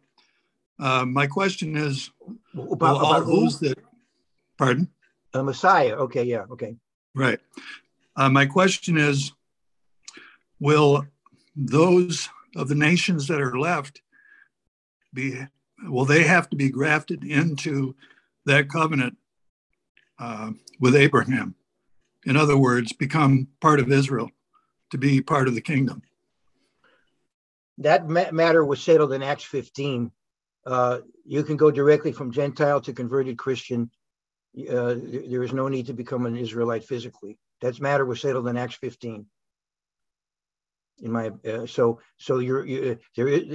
church now is a universal, worldwide, and it's a spiritual organism, and it's a spiritual Israel. And in fact, Paul says if you're a Christian, you're a Jew spiritually.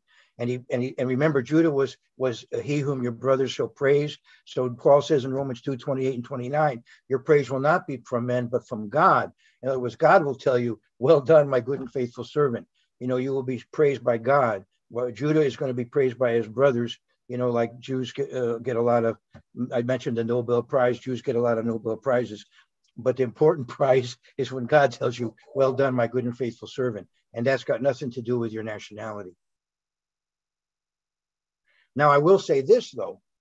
I do believe that spiritually speaking, it may be, and this is speculation, because of the Revelation 21, it may be that as spirit beings will be organized in 12 ways, 12 divisions for whatever God has in mind, for us to do. I don't know what I don't know what's going to happen on the other, at that time. But it would seem that maybe all of the various nations will be organized in 12 parts. So various nations may be united with descendants of these various Israelite tribes. There may be some nations are more compatible with the French, some are more compatible with the Swedes, whatever it is. But that has to do with function, but not with salvation. Okay. Right, I understand. I guess my question would be, what would you say about what it says in Romans 11 and like Galatians 3:29, where everyone that comes. Exactly. Right. That's what I'm saying. Okay. Okay. I'll tell you a story. I didn't mean, I don't want to take up a lot of your time, but see, when I was an ultra-Orthodox Jew, every morning I would say, blessed are you, Lord, our God, King of the universe, who has not made me a Gentile. Why? Because we had 613 laws to follow. The Gentiles only had 7, according to our beliefs. According to our beliefs, there's 7 laws Gentiles have to keep and 613 that Jews have to keep. Then I said, blessed, O Lord, our God, King of the universe, who has not made me a slave. What's the problem with a slave? Well, obviously, a slave, again, is not really having to keep, they're in servitude to, let's say, theoretically, to a Jewish family. So they're being brought along, and there are certain things they're going to do because they're in effect developing towards conversion, but they're not there yet. So we have more responsibility than they have in terms of to the law. And then finally, I would say, blessed are you, Lord our God, King of the universe, who has not made me a woman. Why? Because women didn't have as many laws to deal with as we men. We men had the most laws to deal with.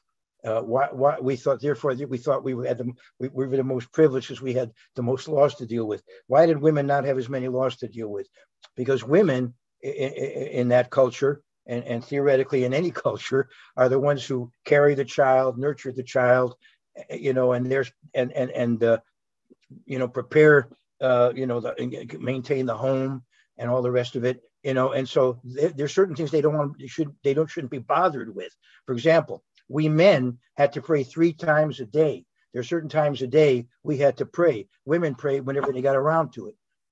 So because the men had the most rules, we said, "Blessed are you, Lord our God, King of the universe, who has not made me a woman." Now, what does the Apostle Paul say about that in Galatians, the 3rd chapter? He said, "There's neither Jew nor Greek." So forget the fact, blessed are you who hasn't made me a Gentile. There's neither slave nor free. Forget the fact, God, thank you for not making me a slave. There's neither male or female. Forget the fact that God hasn't made you a female. For we are all one in Christ Jesus. And if you're Christ, then you're Abraham's seed and heirs according to the promise. So you don't have to become physically an Israelite. You're heirs according to the promise from a spiritual point of view. Your ultimate destiny is to be spirit, not physical. Okay, so it's a spiritual issue.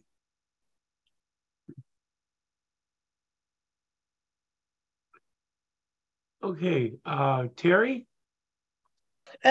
Your conversation is very fascinating. I know I have a lot to learn.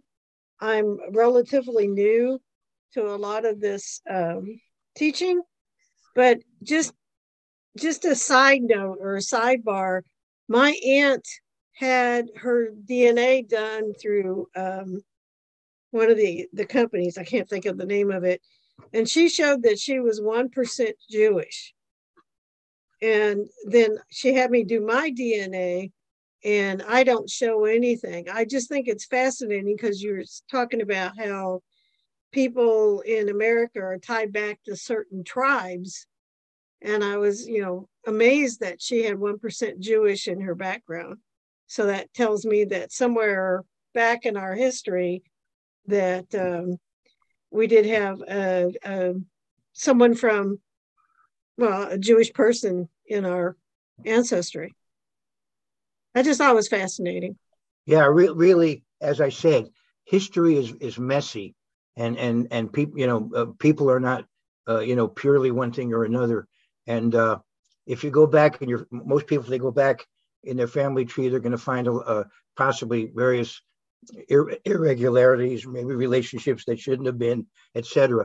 Look at what you have in Matthew. If you don't mind my going to Matthew, the 1st chapter. We have here which women are mentioned in the Davidic line that leads to Joseph, who's the adoptive father of Jesus Christ, which gives him legal status as a descendant of David through Joseph. Although Mary is his mother. Really, Joseph is like the guardian, but still he had to have that legitimacy that his father was Davidic. Now, if you go through the women here mentioned, you're going to probably find Tamar, and you know how Tamar got into this line. She pretended to be a harlot. You know the story. Mm-hmm. And then another woman that's mentioned is Rahab, and she was a harlot, but evidently gave it up. So she's another one. And then we have Ruth, who was a Moabitess. She came from a people that were an enemy of Israel, but she, of course, accepted upon herself the covenant. But she had, you'd say, a shady past, being a Moabitess. Then you have it's really bad. Let me go back to Solomon. David begot Solomon by her who had been the wife of Uriah. Oh no. All right, yeah, she's not even mentioned by name, but she had been the wife of Uriah. So what does that show you? That history is pretty messy. But this is the line of the Messiah. These 4 women are in the Messianic line, Jesus Christ's line. But it just shows that as in other words, people shouldn't be all that. It reminds me of a story about this family that was boasting about their lineage, and they said, our family came over on the Mayflower. And so this other guy says, well, I don't know about my family. We lost all our records in the flood. He figured he'd go one better. But no, that's just interesting what you said. I just want to mention that I don't think there's hardly anybody that's pure whatever. You know, when you think of how history has gone. Thank you. Darwin?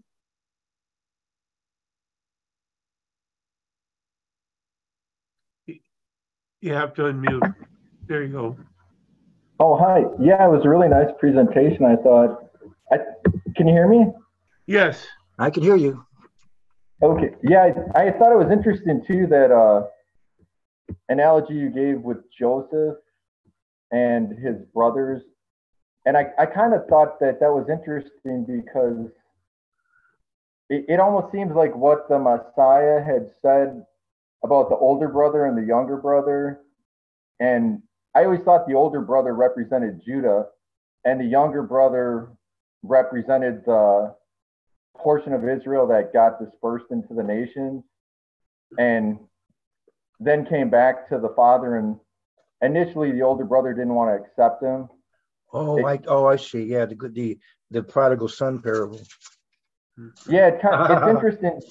That's interesting. It's interesting because you seem to say that in your community they recognize all these other lost tribes. No, not at all. Oh, okay. No, not at all. My community, I was talking about the Worldwide Church of God and those that came out of that heritage. The Jewish community does not believe what I said today. Oh, the Jewish community the Jewish community does not. If you want to get an idea of what the Jewish community might be willing to believe, there's a Canadian Jewish guy that has a TV program on YouTube called The Naked Archaeologist. And I think his last name is Yakovitsky or something like that. But you can find him on YouTube, The Naked Archaeologist. He has a whole program on the lost tribes, and you'll be very amazed at where he finds them. And it is totally different from what I just covered. Oh, okay. The Jews do not recognize. They believe that the Americans, the British, the Danes, the Swedes, etc., that they're all Gentiles, and so do those people believe that about themselves. And the most pro-Israel people, John Hagee, Eric Steckelbeck, and these people that are prophecy buffs that are so pro-Israel, they consider themselves Gentiles. They don't consider themselves Israelites at all. Oh, okay. Yeah, then that better fits the analogy of Joseph. Then that seems to better fit the analogy of Joseph and his brothers, and also what. It's going to be a shock. It's going to be a shock to both sides. Here is one reason why people are so hostile to this doctrine. You see, if people thought of themselves as Israelites, they would get antsy because, it's okay that Jews keep the Sabbath, that Jews keep the dietary laws, that Jews keep the festivals, because after all, it's a Jewish thing. But if they consider themselves Israelites, then they might get antsy that they ought to keep the Sabbath, the dietary laws, and the festivals. And they don't want to be told what days to observe and what food to eat or not to eat, and so on, and what day to rest on. They don't want that. And so they're very proud to be Gentiles, and they don't want to be Israelites. And so there's a tremendous hostility to this doctrine. If I were to talk about this in a Protestant environment, there'd be a lot of hostility. Well, I actually think there's a lot of I think there's a subtle difference possibly between what you present about Israel and what I think the Bible says, because, like, for example, in Ephesians 2, it says that all believers of the Messiah are grafted into or they're brought near to the commonwealth of Israel. And Shaul said in Romans 11 that we're grafted in to the natural olive tree. We're wild olive branches that get grafted into the natural olive tree. Right, yeah, but it's a spiritual matter. God is interested in the spiritual, not the physical. It's a spiritual matter. I wanted to cover something else, though, that relates to what you said, and it's in Luke 19. See if I can find it quickly. It has to do with people thought he was going to be coming soon, and so he gave this talk about a king going to receive a kingdom and returning. I think it was in Luke 19.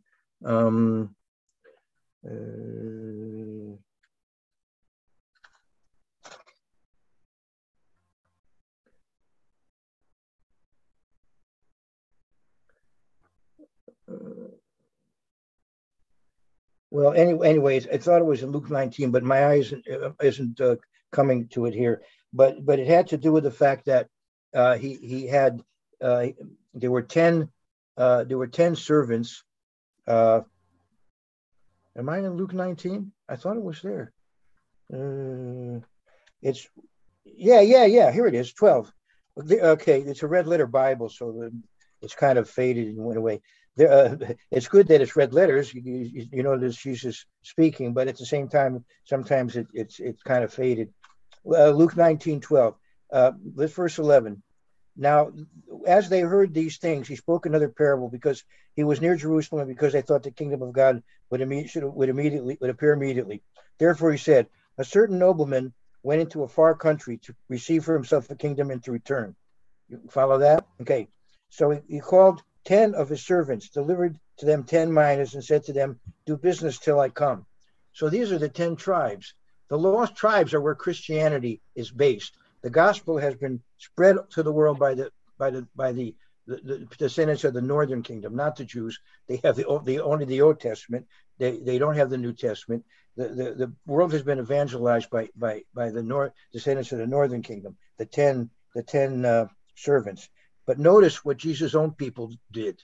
All right, the Jews, and this is verse 14. But his citizens hated him and sent a delegation after him, saying, we will not have this man to rule over us. All right, that's the Jews. And there's a hostility. Most Jews have a hostility to Jesus Christ because they blame him for a lot of their troubles. He's to be in their mind. You know, I myself was called the Christ killer growing up. It's not something that I read about in books. I experienced it. You know, I was called the Christ killer as a child by another child who was not that it matters. He was a Catholic. I was Jewish, and he was sort of picking on me and a friend of mine. He's, you know, because looking back on it, I should have told him, you know, I wasn't there, you weren't there, our grandparents weren't even there. You know, why are you picking on me? But anyway, however, there is a scripture that they use, and you know, it could be misunderstood, but you know, the Pharisees did say, his blood be on us and on our children. And some people take that wrongly, but they take that somehow they should be down on Jews because the Pharisees, you know, the crowd said his blood be on us and on our children. Now, Mel Gibson was you know, pressured, I believe, in the Passion of the Christ. He has them say it in Aramaic, but he doesn't put the subtitles there, which is nice. He was nice about that. In the Passion of the Christ, I've not seen the whole movie, but if you have seen it, you'll notice that there's a scene where they just say in Aramaic, his blood be on us and on our children, but it's not translated for you.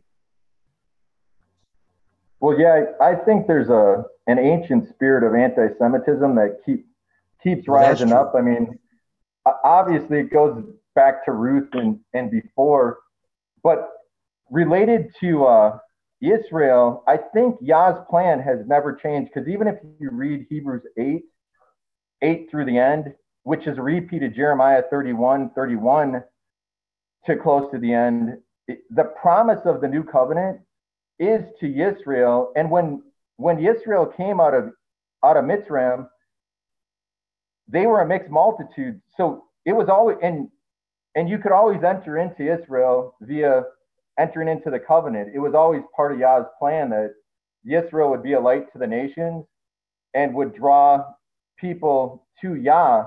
I don't think Yah ever changed that. And that's why we get grafted into Israel. I mean, you can call it spiritual Israel if you want, but it's Yah's nation of Israel. And the promises of the new covenant are to Israel. They always were. Like it actually never changed. Even when it's the same thing when they came out of Mitzrayim, it was a mixed multitude. It wasn't all descendants of Yaakov. It was some descendants of Yaakov and some of the Mitzrayim who saw the miracles that Yah performed against their Elohim, and they realized, wow, this is the real Elohim. I want to follow him. And they entered into covenant with him and became part of Israel. Like you can read from Exodus 12 on. And it was that way from then on. Even Yah said a Moabite won't come into my temple, but yet Ruth came in, with Naomi. She latched onto the covenant and came in, and she's one of the ancestors of the Messiah. So it was always possible for anyone to enter into covenant with Yah and join Yisrael. And I don't think he changed any of that. Like if you read Hebrews 8, the promise of the new covenant is to Yisrael and Yehuda. That hasn't changed. And we get to enter in through the blood of the Messiah, we get to enter into Yisrael. You can call it spiritual Israel if you want, but I mean, Yah's plan is still for Israel. Yeah, but as I said, it is a spiritual matter because there are reasons why God had created different nations and different races and gave them different languages, etc. And even among Israel, there's different tribes of Israel. Now, when the new covenant came, it first did come to Israel. It came in Jerusalem, in Judah, and that's where the new covenant began. But it was intended to go all around the world, as you see in at the end of Isaiah and other places, that God didn't want it to remain only with Israel. He wanted it to. Israel was to be the first fruits, the example, and others would follow. And Peter says, look at these Gentiles. They're converted, same as we are, uncircumcised Gentiles. So I see that God is no respecter of persons. That was the whole issue there. In other words, we don't want to be, in effect, racist about it. There are different nationalities for a reason, and people don't have to want to be something else. They can be happy with what they are, if they're Ukrainian or Irish or Congolese or whatever they are, but they can be converted and they can be Jew spiritually. They can be part of the Israel of God, as Paul says in Galatians 6:16. But you don't all have to be part of one nation. The world would be very boring if we were all, one nationality. Anyway, this is a very deep subject, but so I appreciate what you had to say, and maybe we can go on to another question. Okay. By the way, I'll have one last thing to say. The major anti-Semitism today is not coming for religious reasons, because people are more and more secular. And Hitler's anti-Semitism was not based on religion; it was based on a hostility to religion. And the attacks on Jews in America are largely by people who are not religious; they're secular. And it's ethnic hostility. It's not a matter of religion in modern times. The Holocaust was not a religious thing. It was done by the National Socialist Party, which was secular, pagan. They were actually, a neo-pagan philosophy. So, but the Jews, in their memory, historical memory, still tend to blame Christianity for a lot of their trouble. Many of them are coming to see things differently, but there's still many of them that have that historical memory that's still there. One thing about Hitler is actually he was religious what you would probably say is not religious, but he actually integrated Hinduism and aspects of Islam, and he didn't like Christianity, but he used Christianity to rise to power. But he actually was deeply religious, but in a satanic sense. Right. Maybe superstitious is a better word. Mystical or superstitious, maybe. He was interested in the occult. They were interested in the occult. Yeah. When Auschwitz, and I have conversations with my, I'll call them Jewish friends or acquaintances, and they bring up Auschwitz, and I say, don't forget the Purple Triangle. Thousands of Christians went to those same camps. So right. Be careful what you're saying. Right, sure. If the WCG had been in Germany, they would have been in those camps. Right. Yeah. All right, Willard. Yes, sir. You mentioned one of my favorite YouTube celebrities, the gentleman that has the Naked Archaeologist. I find that he has some very good historical research as well as archaeological. I won't say I agree with everything he says, but I find him very learned. What you ought to do is look up his YouTube video on Search for the Lost Tribes. Yes, I've watched it. Yeah. You've watched it. Okay, good. Yeah. But what I wanted to mention was a gentleman by the name of, and forgive my pronunciations perhaps here, Yair Davidli. Oh, yeah. Now, Yair Davidli, but he is in part of a very small minority. I'm not sure that he's even Jewish necessarily. He took that name. He came from Australia, I think, to Israel. Maybe he's Jewish. I'm not sure. Yeah. But yeah, he did take a Hebrew name, Yair Davidli. And I don't know if he's Jewish or not. But no, he does. Now, he may be Jewish, but yeah, he has done a lot of research on this matter. But he is in a small minority. Don't take him as typical of the Jews as a whole. Right. No, I don't. But the thing is, he's extremely well researched. Oh yeah. Yeah, I don't enjoy. Yeah, right. I don't agree with everything that he did, but right. Yeah, he's out there, and there are others out there. If you start searching for some of the things I've said, you'll find material out there. Yeah. But most of the material is on the fringe of society. It's not accepted in the mainstream, and unfortunately, some of it is going to be a little bit offbeat and weird, and some of it will frankly be racist. For example, in America, there are people who believe, that Americans are Israel and the Jews are actually not really Israel at all. They're fake. They say they are Jews and are not. They quote from Revelation, and they're anti-Semitic, and yet they believe in that they are Israelites, but they're anti-Semitic. And that's one reason why Jews also are hostile to this doctrine, because it has been used by anti-Semites. Not only that, but now I see that there's a movement among blacks in America to say that they're Israelites. Maybe you've been reading about that. There are these black Hebrews that say that the Israelites migrated from the land of Israel to Africa, and they're the true Jews. Maybe, or they're the true Israelites. You may have, that's been in the newspapers lately. Yes. So it's sad, but as I said, this doctrine that I've given you tonight is extremely controversial, and it's considered, on the margin, on the fringe. Well, you filled in a few blanks on the notes that I have in my margin, the margin of my Bible. You filled in some of the blanks because I already had most of that information already recorded from times past. But I just good. All right. Say, I was hoping it would be review for some people.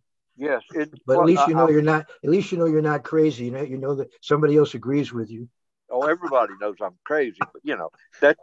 But I want to tell you that I enjoyed tonight's presentation tremendously, and sir, you go on my top shelf along with only a couple of others. I didn't catch what you said, but it sounded good anyway. So thanks for your comments. I didn't catch everything, but thanks for your comments. Yeah. Okay. I enjoyed doing it. For those people who are wondering, there's a lot more to the story, of course, but as I said, I gave you a tip of the iceberg. So thank you to Don for this opportunity. Don and Peggy for this opportunity. I appreciate it. We got another comment waiting. I just want to say, for those people who'd like links to the Flare Church on Facebook, it's in the chat room. I also put the Christian Commandment Keepers Facebook and website in the chat room.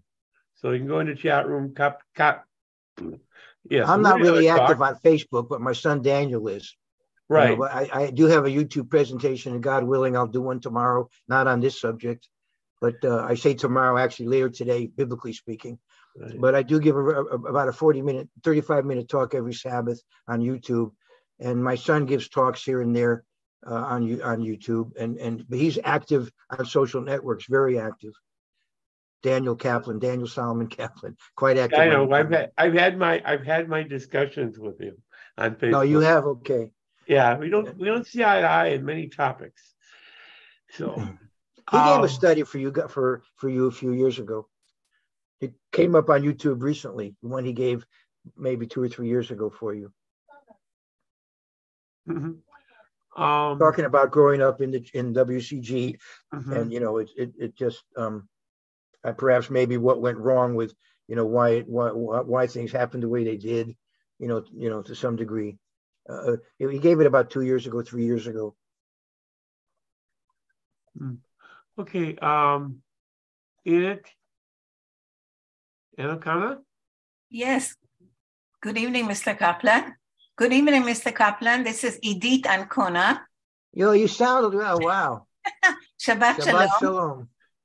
Good to hear from you. Yes, thank you for a good study. I'm glad you liked it. I call your studies a scripture marathon. The gentleman before me mentioned Yair Davidi, and I wanted to ask you if you're familiar with him and his work. And from what I read, he is a Jewish person living in Israel. Yeah, I think that he comes at it from a different perspective. My understanding is that he's a practicing Jew and doesn't accept the New Testament. So he's looking at these lost tribes as fellow Israelites, but he doesn't have the New Testament perspective on it. So it's interesting. As far as I know, is he part of what this group called Brit Am? Is that him? Sure. There's one group called Brit Am, a covenant of people. I am not sure. I think that he's actually, I don't think he accepts the New Testament. So that's a very interesting perspective, that he would believe in the identity of the lost tribes, but that doesn't believe in the New Testament. Mm-hmm. Correct. Well, thanks you again. I'm glad you were out there listening. Wonderful. Regards to your family. In regards to is Sam okay? Yes, Good. He is. He got married. I have a Sam too now. I have a grandson, Samuel. Ah, really? He's only a little over a year old. He's my fifth. I have 5 grandsons. Whose child is he? Daniel's? Yeah, he's Daniel's second son. The first son is Simon Zadok, Shimon Sadok. Simon Zadok is his first son, and the second son is Samuel Kenneth. My father's name was Samuel, but his Hebrew name was Shlomo. His Hebrew name was Solomon, but the name he used on the street was Samuel. Well, congratulations. Wonderful. It's good to hear from you. Thank you. As you were presenting tonight, you were reminding me of the studies. Our feast site, we have a morning study and we have a main presentation. And the morning study 2 years ago was the tribes of Israel and their descendants. So each day we did 2 tribes. So it was fun listening to you expound on how they started and who was who, and it was really neat to hear. So we have some more comments. Much. My pleasure. Thank you so much. As I said, I enjoyed giving it. I want to make a couple of comments, since for those of you who are still awake. One very good history book is called Albion's Seed. You see, it's a big, heavy thing, but Albion's Seed, 4 British Folkways in America by David Hackett Fisher. It really does give a very good background to the cultural history of the United States, why it developed the way it did. And then I wanted to mention years ago, a long time ago, a fellow named J.H. Allen wrote a book that has problems, but it was probably a major factor in spreading the idea of the lost tribes, and that is Judah's Scepter and Joseph's Birthright. It's an old book, and there's a lot of problems with it, but it kind of got the ball rolling. But he also wrote a book called The National Rebirth of Judah, and most people don't know about that book. And it came out around at 1920. And when I was doing research at the University of Texas in the 1970s, I came across it and I photocopied a lot of it. But then I lost the copies. So I've just ordered the book again. And what he was talking about in 1920 was the Balfour Declaration, the fact that the British had conquered Palestine from the Turks, that the Jews were promised a homeland, etc. And he probably tied that in with the 7 times from 604 BC to 1917, etc. So I'll get the book and just see if what's there. But as I said, there were some problems with what he wrote. And then I want to take it up one step further.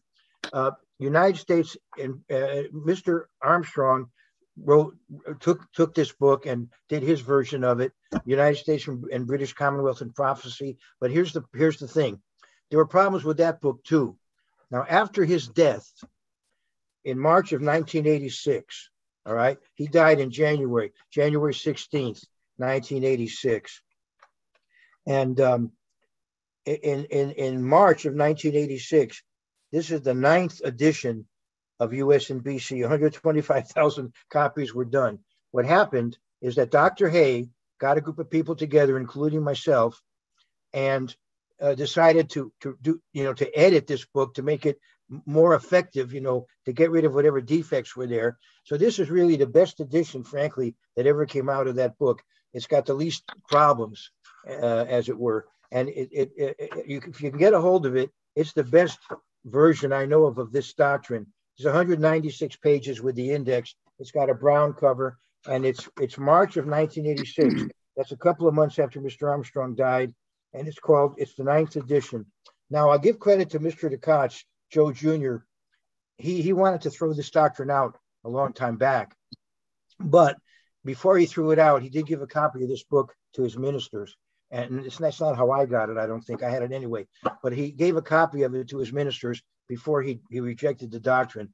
But at least I'll give him credit that he gave the best possible copy he could have before he dropped it.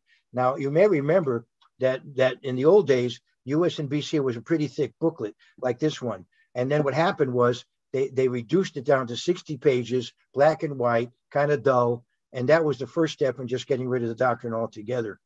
But before they got rid of the doctrine, a historian named Rick Sherrod, who is not alive anymore, and John Halford, a minister that a lot of you have heard of, he's not alive anymore either. They went over to United Kingdom, and they developed a huge bibliography of US and BC material, which I have. I don't know, so there may be others that have it, but they had a pile.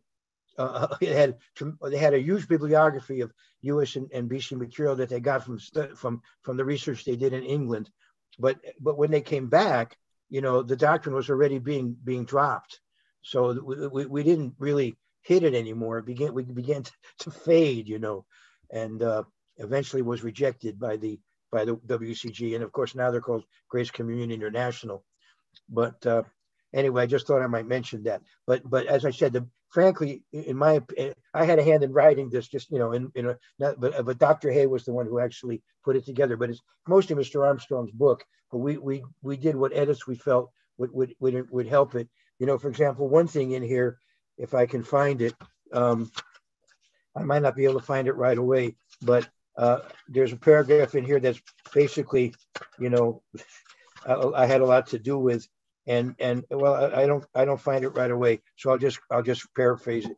I wrote in there that when the United States was established, certain regions in England contributed more to the migration than other regions.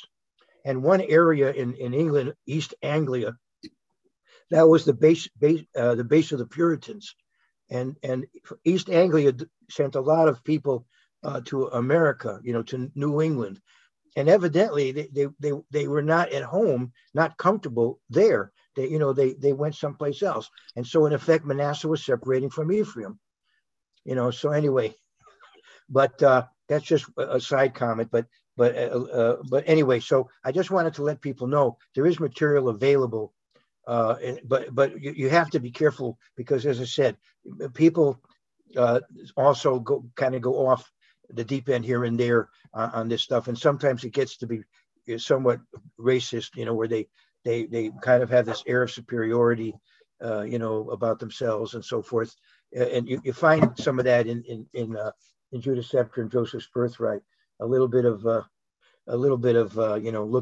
thinking you're kind of better than others, but anyway.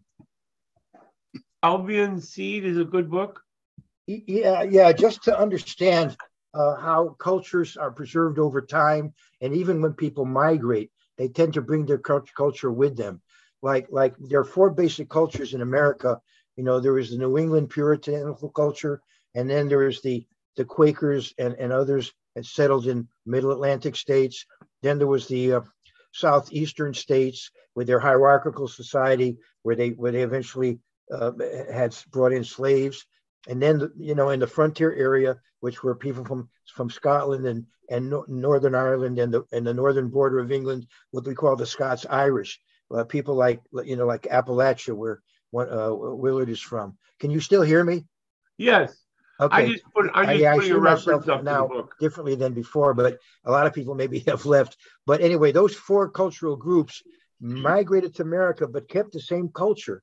And you so it's interesting how that happens, how people somehow are able over centuries to have a certain, you know, like corporate personality, and then to preserve that as they move, you know.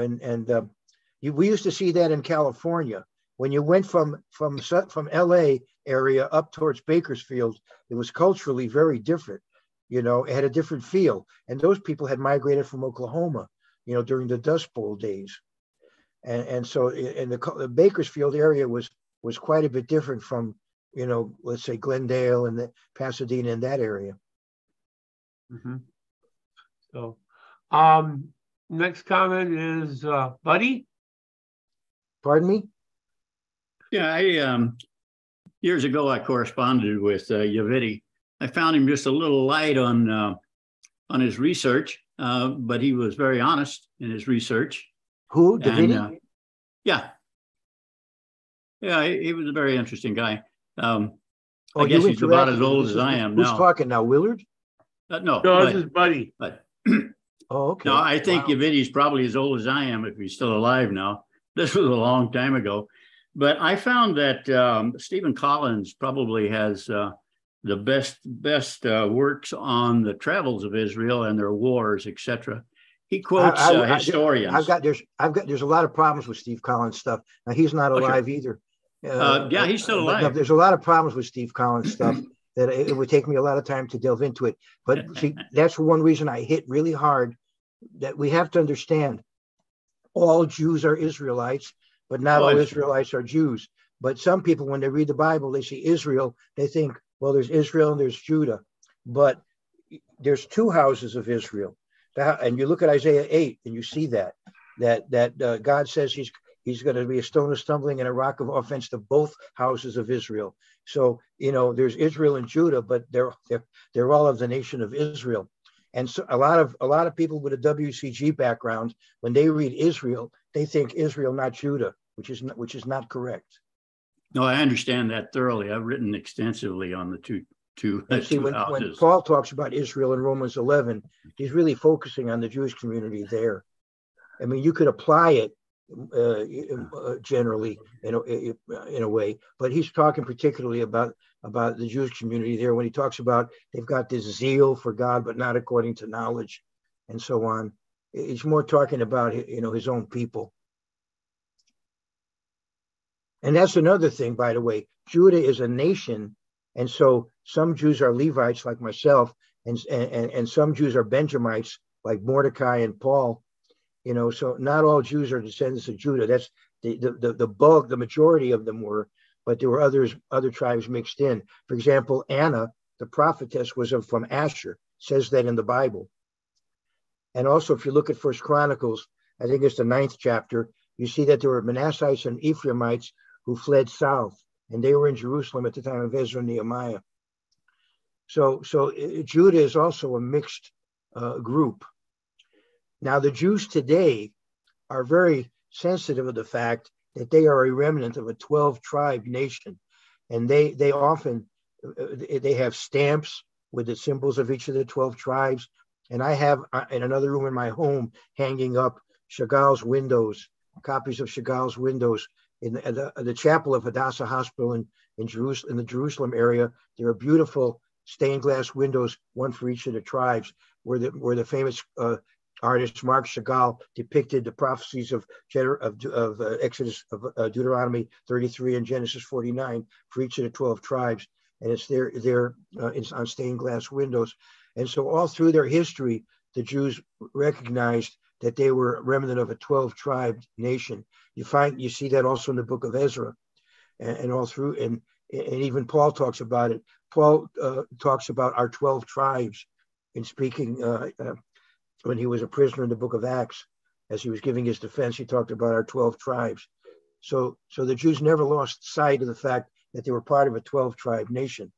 But in their own history, they did recognize that there were lost tribes. So the fact that there are no lost tribes, a lot of people claim that, especially people who are not religious, don't believe in the Bible. They say there are not lost tribes. But just recently, the Ethiopian Jews came back to Israel. Almost all of them now are there. And when they came back, the chief rabbi of the Sephardic Jews, the ones who came from the Mediterranean region and the Middle East, their chief rabbi said, these people are from the tribe of Dan. And that's one reason why they were accepted and absorbed into Israel, because one of the chief rabbis believed, because he had records, he had traditions that the tribe of Dan had gone there. So when these Ethiopian Jews came back to Israel, they were considered part of the tribe of Dan. So to say to the Jews there are no lost tribes, that's just silly. But I mean, there are secular people, agnostic people who say that. There's even a YouTube video out. Somebody who I think grew up in the WCG and now became rather bitter. He tries to claim that there are no lost tribes, but that's not the case.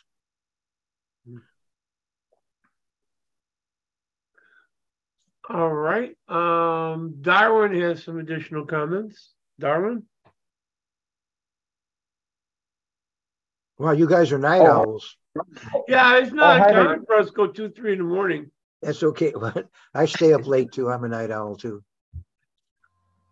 Oh, hi. I just wanted to clarify. Yeah, I don't believe in replacement theology or anything like that. I actually believe that the nation of Israel is fulfilled prophecy, like Hosea, like the 2 days of Hosea. In Hosea, I believe that the nation of Israel, the current modern day nation of Israel, fulfills that. I wasn't trying to say that when I said that I believe that Yah's plan for Israel didn't change. I do believe that. I never took it that way. Nobody. I don't think anybody took it that way. Nobody took it that way. No. Okay, good. Yeah, I just wanted to clarify that because But what I always tell people is that it's a partial fulfillment. That all the tribes have to all reunite there, and the borders are going to be much larger too. And it's not for Israel. It's not for Israel to do that. It's for Jesus Christ to do that when he returns. But eventually, the nation of Israel will be much larger than it is now, and it will include the descendants of all the 12 tribes. The borders will probably go all the way to the Euphrates River, and then up north into what is today Syria. And up, Dr. Hay had the borders all the way up into Turkey, and so on. It's going to be a much larger country, and there'll be, as I said, the 12 tribes will be there, and their order will be not the same as in ancient times either. If you look at the order of the tribes, they're not exactly the way they were when they first settled the land. There's I think, some reason as to why they're lined up the way they are at the end. It'd be an interesting study if you study into it. Look at Ezekiel 48, how the tribes are lined up, the sons of the wives, the sons of the servant women, and how they're lined up. It's kind of interesting. But I always say that Israel is fulfilling prophecy, but that the whole story has not yet been told. Now, just as a side point, if you ever deal with Mormons, the Church of Jesus Christ of Latter-day Saints, they believe that the stick of Judah is the King James Bible, and the stick of Joseph is the Book of Mormon. And if you go to their headquarters in Utah, they'll take a Bible and a Book of Mormon, put them together, and they'll say Ezekiel 37 has been fulfilled. It happened to me. I was there, and they did it to me. So they look at things differently. But I do believe in a literal reunion of the tribes. Oh, yeah, so do I. Yeah, I believe it's clear that it's not going to be fulfilled until the Messiah comes back, because all right, good. Even there's a highway from Asher. Yeah, there you go. Right, Ezekiel 8:19-18.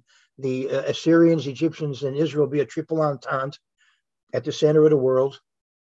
Mediterranean means center of the world, and then it's going to go out from there. Right. Oh yeah, and if you read the borders, I mean, the borders are described. I calculated the borders one time, and it's like a massive area of land compared to the current area. So yeah, the boundaries are going to be much larger. That's clear. Anyway, yeah, I agree with that. Some don't. Some people look at it differently, but I do go along with the Dr. Hayes approach that it'll be much bigger. Yeah. Not everybody agrees with that of the people who comment on the Bible, but I do. Anyway, I'm glad you didn't misunderstand me. No, oh no, I don't think anybody did. No. Okay, great. Shabbat shalom. Geigers. Yeah, this is Hal again, Mark. I just wanted to thank you again. I've always enjoyed your clear, factual, humble approach, and you're always easy to follow. I really appreciate that. You're always very approachable. I just had some thoughts on some of the things you were saying. One intriguing thing about where Israel went can be indicated pretty clearly in where circumcision went. And that's undeniably where circumcision went. Circumcision? Right. Okay, Acts 15, yeah. Yeah, pretty much wherever Western Europe. Galatians, Paul talks about it several places. Right. But the people of Western Europe and the people that came from there are where you get circumcision. I mean, where else would people get the idea other than the Abrahamic covenant to circumcise? No, so the Muslims all circumcised. Muslim men are circumcised. Oh, okay, well, the Arabs are descendants of Ishmael, and right. They circumcised. Ishmael was circumcised when he was 13, and Arab kids are circumcised. Right. And not only that, there's a tribe in Africa.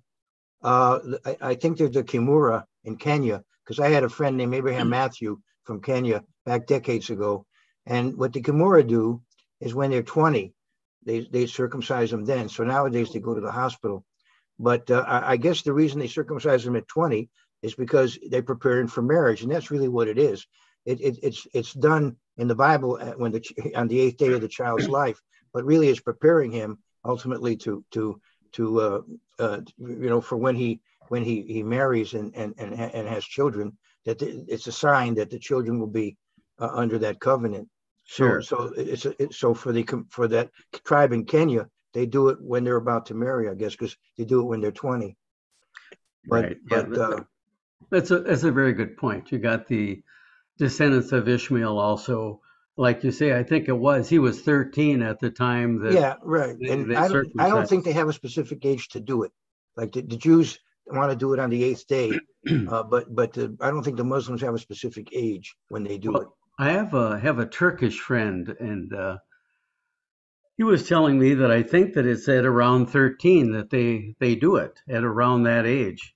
But yeah, I heard that when I was younger, and that they're following Israel's example in that sense. But I don't know.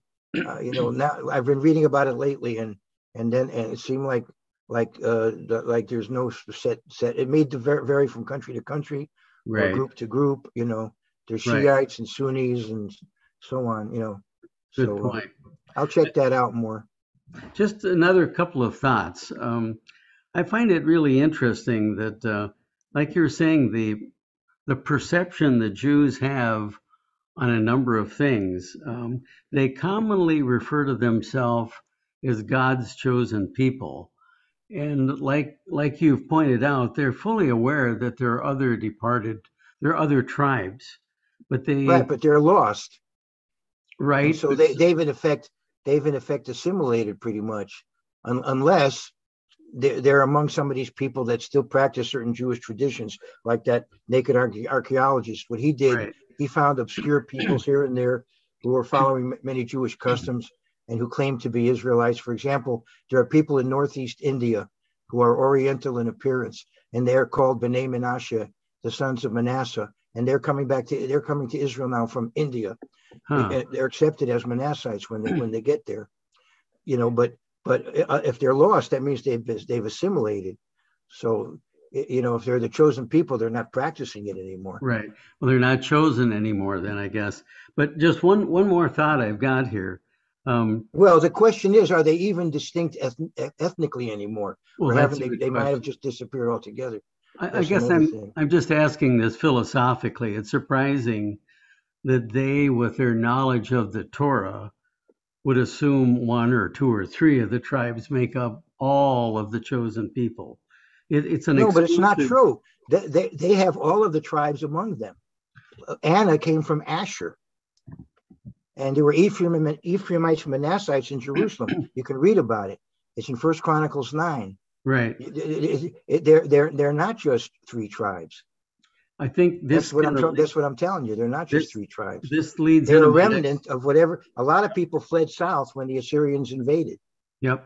This kind of goes, and they are the only ones who have kept the identity of Israel, because, as you know, they're associated with the seventh-day Sabbath, and that's the sign. Exodus 31. One Hebrew poet wrote, "It's not that Israel has kept the Sabbath, but the Sabbath has kept Israel." The world recognizes the Jews as Israel, and they recognize themselves as Israel, and others not, because they're the one people, the one ethnic group that maintains the seventh-day Sabbath. Well, to your point, Mark. And by the way, speaking of the Jews as the chosen people, that's one reason why they get a lot of persecution, because people get envious of that. For example, there's this poem, "How odd of God to choose the Jews," and so the Jews answer, "Not odd of God, goyim anoyim." Goyim is a word for Gentiles, right? But I mean, so there is this resentment about the chosen people concept, right? But to your point, it appears that this term Jew, as you pointed out, came to mean different things. Right. Not just a genetic connection, not just a location, but as you know, when the Northern 10 left, there were obviously those that didn't go with them, that wanted to stay with the priesthood, wanted to stay with the law, wanted to stay with the land. And I suspect it sounds like the term Jew became kind of a colloquial term that related to the genuine articles, the ones that stayed with the law. He's not. That's why Paul. That's a good point. That's why Paul says he is a Jew who's one inwardly. Right. You know, in other words, if you're a commandment keeper, then you're inwardly a Jew, whatever your nationality may be. And if you don't do it, then even if you're a Jew physically, but if you're not keeping the law, then you shouldn't be boasting about it. A lot of Jews who broadcast that they're Jewish are hardly observing anything. Right. A lot of comedians, there are a lot of Jewish comedians who make a point of being Jewish because it assists them in their comedy. But as far as what they observe in their personal life is not much. I'm not saying they do nothing, but there's a lot that they don't do. Right. They're secular like that. But I was just thinking the references to Smyrna and Philadelphia both had groups that claimed to be Jews, but were in fact of the synagogue of Satan. Okay, now, what you're getting into now would require almost another study. There's those, my subject today was kind of focused on that prophecy in Deuteronomy 27. But I could just briefly comment on that. There's a couple of things you could say. I just wanted to make a quick comment on it because I'm not getting anything controversial. Go ahead. You want to say something about it? I'm listening. Right. I realize is used as an accusative reference, but I don't think that was it at all. They were claiming to be the genuine articles, but in fact they were adversarials. I really think that's what's being said there. Yeah, that is a possibility there. That these were people who really weren't acting like Jews, even though they claimed to be. And some people take that in the spiritual sense. People who say that they're the church, but they aren't. I mean, if you look at the history of God's church have been the dissenters, the sectarians. They've always been a persecuted minority. There's been mainstream churches that are supposed to be Christianity. If you go through history, there's the Eastern Orthodox, Roman Catholic, later on the major Protestant denominations. But those who were part of God's church were considered, heretics by those people, or at least not spiritually where they belong by those people. Right. So they claim to be the true spiritual Jews, even though they weren't. But there's more to that than that. And the fact is that you have to go back into the history of the Samaritans. That's why I'll briefly cover it. That north of Judea was Samaria, and those people were a mixed people, part Israelite, part Gentile, and their religion was kind of a mixture. And it was a counterfeit religion to the religion of the Jews. and they had their own Bible, you know, their own copy of the Torah. They might have had maybe the book of Joshua as well. They don't have the other books. In fact, the oldest copy of the Torah that exists is a Samaritan one, but it's different. It's not the same as the Jewish Torah. But anyway, and they have their own holy mountain, Mount Gerizim. And you may remember from the New Testament, there was a rivalry between the Samaritans and the Jews. Right. But at times, the Samaritans claimed to be Jews because they had a basis for claiming that. But there were other times when it was more advantageous for them to be considered Gentiles. And the Samaritans are very likely the core of where the Catholic Church developed from. You may remember that early in the history of Christianity, the Samaritans were converted, but the Samaritans' culture tended to be eclectic. They always tended to mix their religion, you know, with biblical elements and pagan elements. And I think that the early Christian church came to be to a significant extent Samaritan. And so they also, in effect, had that same tendency to claim to be Jews and are not. In fact, I know that Justin Martyr, one of the early Christians, he was a Samaritan, for example. I think that is known. So as I said, there's a double meaning to that verse. Sure. But it just helped me understand that whole term, that it's probably referring to the ones that stayed with the law, the ones that stayed faithful and stayed with the priesthood, stayed with the law, stayed with the Torah, the Jews, not necessarily all of them, but it was a positive statement. They're claiming to be the genuine articles, but they're just the opposite of that. And so it wasn't I think it just became kind of a cultural way of describing those that had stayed with the law, in association with the faithful, the loyal. And we want to be careful too about how we take statements, because Peter said something to Jesus Christ, and then he said something like, "Get behind me, Satan," and so on. Right. Well, obviously, overall, that wasn't Peter, but at that moment, Peter was acting in such a way that he could make that kind of a statement. So if they say they're Jews but are not but to lie, in effect, he's saying, you know, you're in effect betraying what you should be. It's just like when he tells them in Acts 8, he said, if you were really the children of Abraham, you would do the works of Abraham. You know, why are you're trying to kill me, and yet you claim to be the children of Abraham? He wasn't saying that they weren't, but he said they weren't living up to what they should have been. Right. So people can focus on a verse or two and make a whole religion out of a verse or two. Right. And, you know, the Bible is you know, it's a collection of material. You know, there's a lot of material in the Bible, and so before people kind of jump off, you know, get on their white horse and their sword and ride off into the sunset or whatever, they need to, you know, be balanced and get all the material together and get a sense. You know, it's like the idea of cutting off part of your body if it's going to keep you out of the kingdom. Well, yeah, but you know, that shouldn't really be literally what happens. You know, literally you don't do that, but it just shows the importance of getting rid of whatever's going to keep you out of the kingdom, but not that you should mutilate yourself literally. Right. And that might refer to a person and not necessarily your own appendages. A person in your group.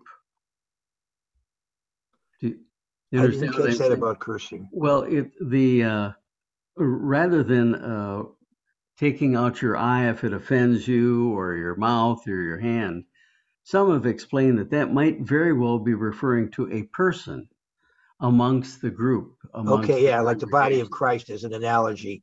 Right. So if one part of the body is you know, causing trouble, separate, you know, right, move, you know, give him the boot, like Paul said in 1 Corinthians. Right. There's guys causing trouble. He should have to leave for a while till he settles down, till he gets his act together.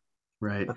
Well, I don't want to dominate your time. I appreciate your input, and nice hearing from you again. We'll sign off. Yeah, thanks. My pleasure. Thanks to everybody for participating. Oh, one more.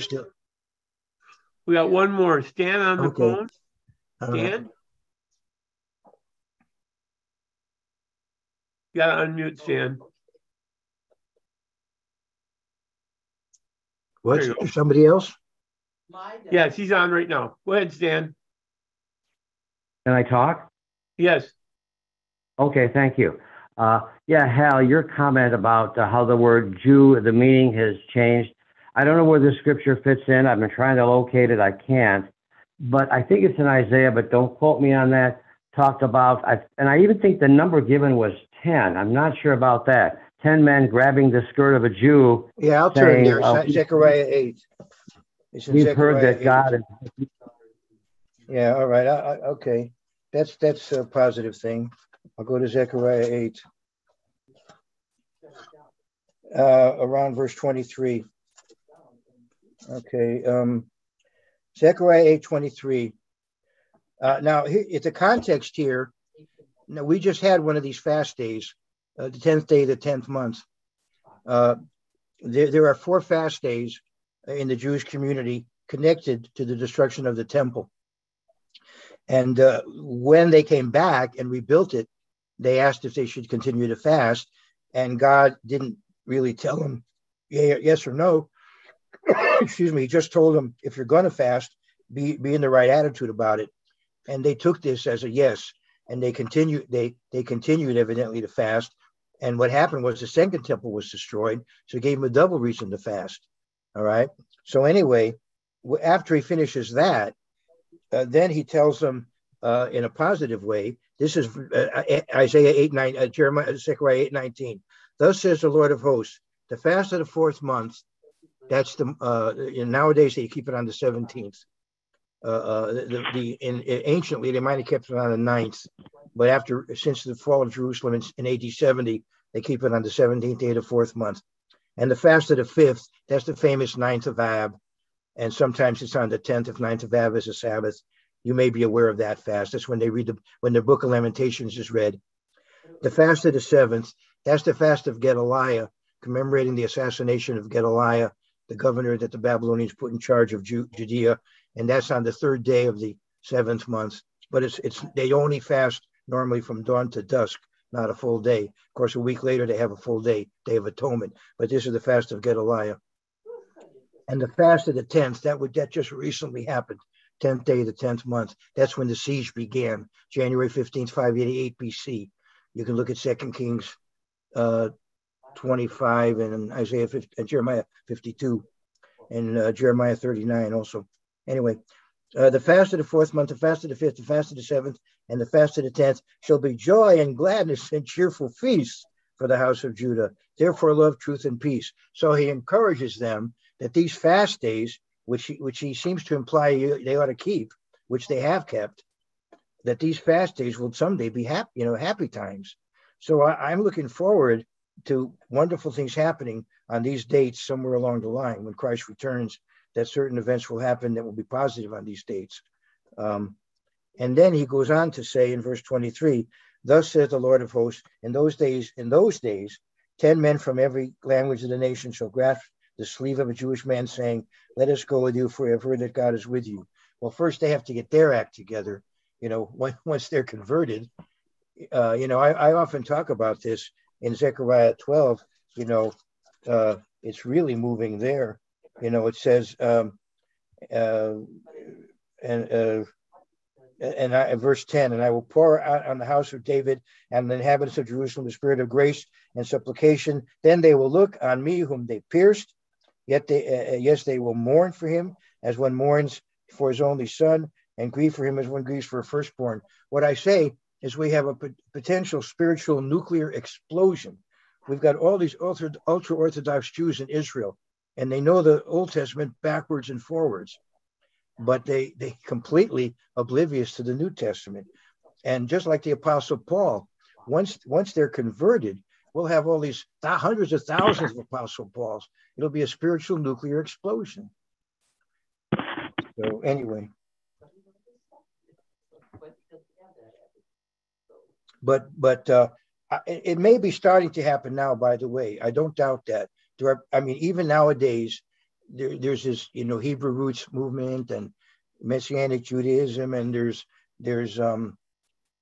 even among the Protestants, there's this concept of, you know, of being more respectful of Jews and what they do, and not necessarily expecting them to change. In the old days, if a Jew converted to Christianity, he was expected to give up everything. Now they figure, no, Jews ought to keep doing what they've been doing. We don't have to because we're not Jewish, but you can keep doing what you're doing.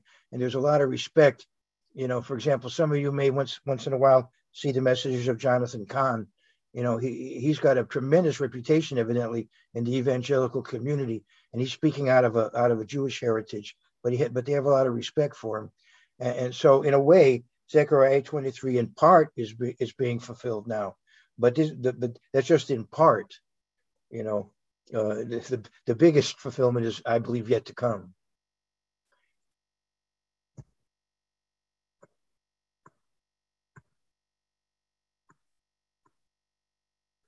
It's quiet. Are everybody all right? Or those are still there? Yeah. Anything else, Dan? No, that was it. Okay. Yeah. We were talking about the Hebrew Roots movement. One person that we kind of miss, Dean Wheelock, who passed away last year. When I came up to Oconomowoc on one Pentecost, he was there with his wife. I haven't seen him maybe since then, but way back, we came up for Pentecost, and he and his wife were there. Is he's still going? He's still working? He still has a ministry going? He died a year and a half ago.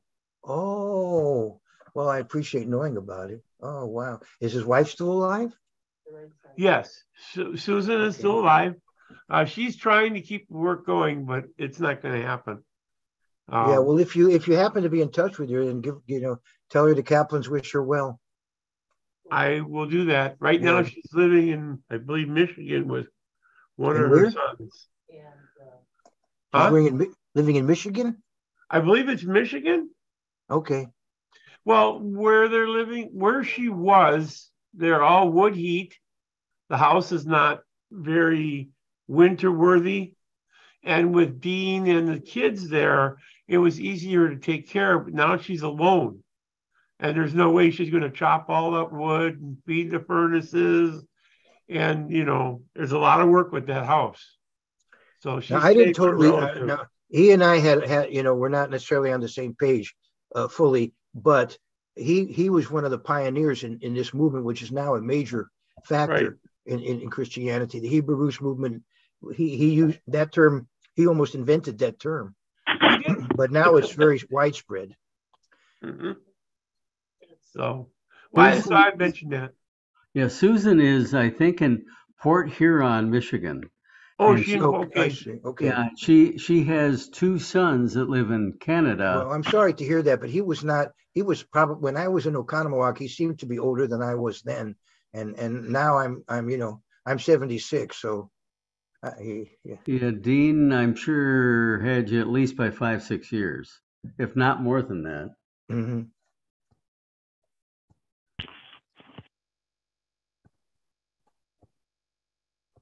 So, any other questions, anybody? Comments?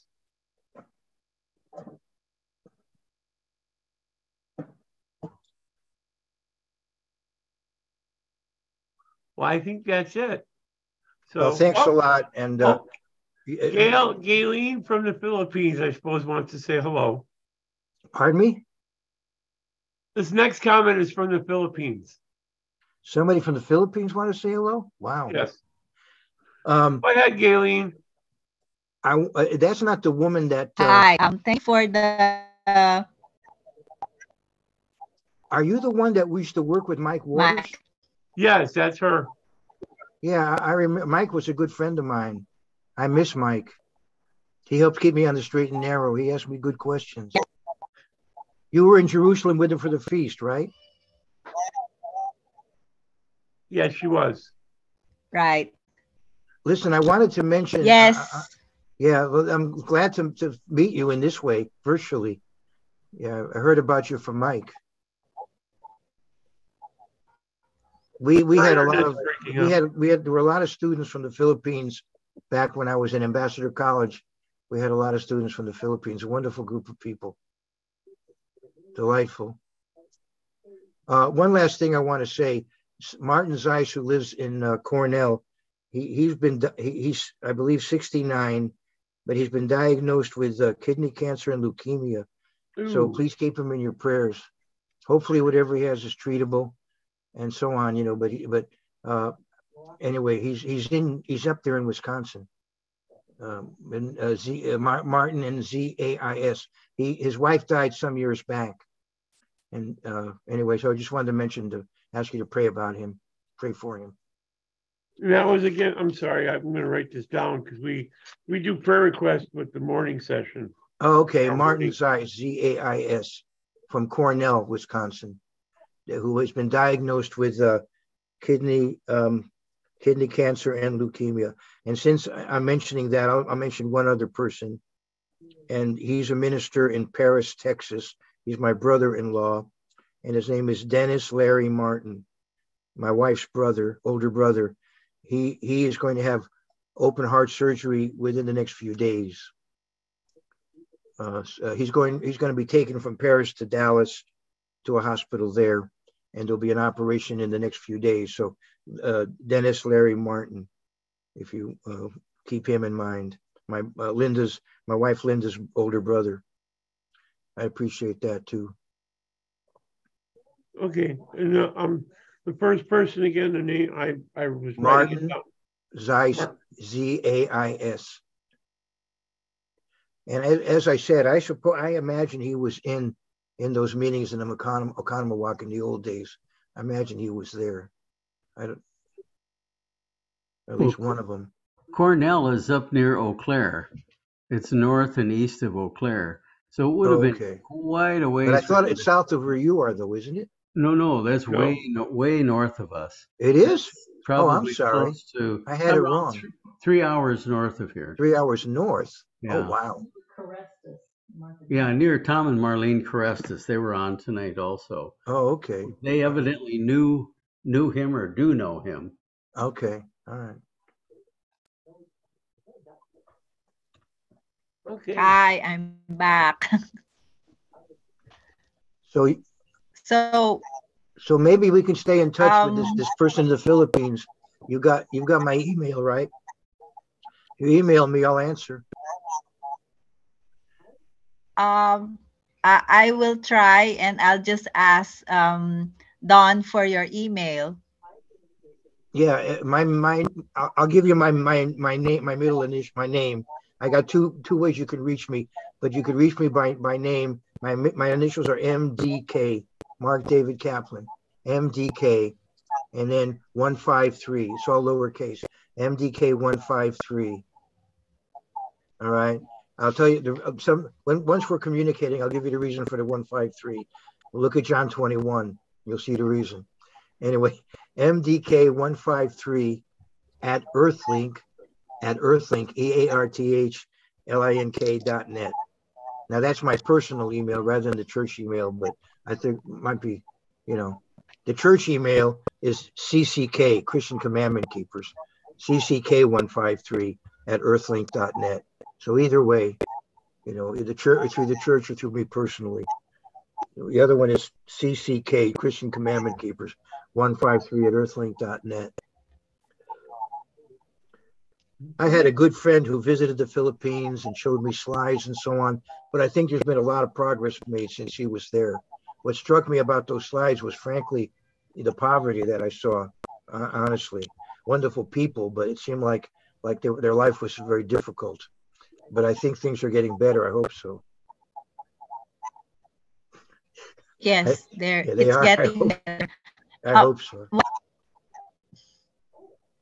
I would just like to comment, like the Philippines seems so far, but I believe there are a lot of Sephardic Jews from Portugal and Spain when there was the persecution, and they rode the ships and they went to Mexico.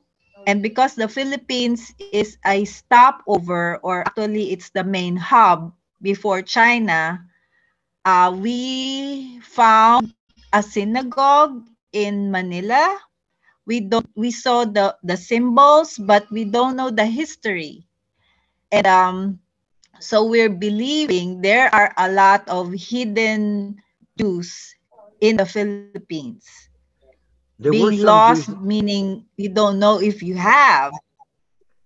There were some Jews that somehow got there, I think, during the war Pardon? too. But of course, the Japanese were.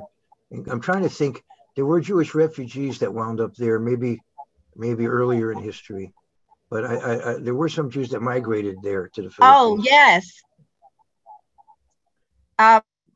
I think it started sometime 1521.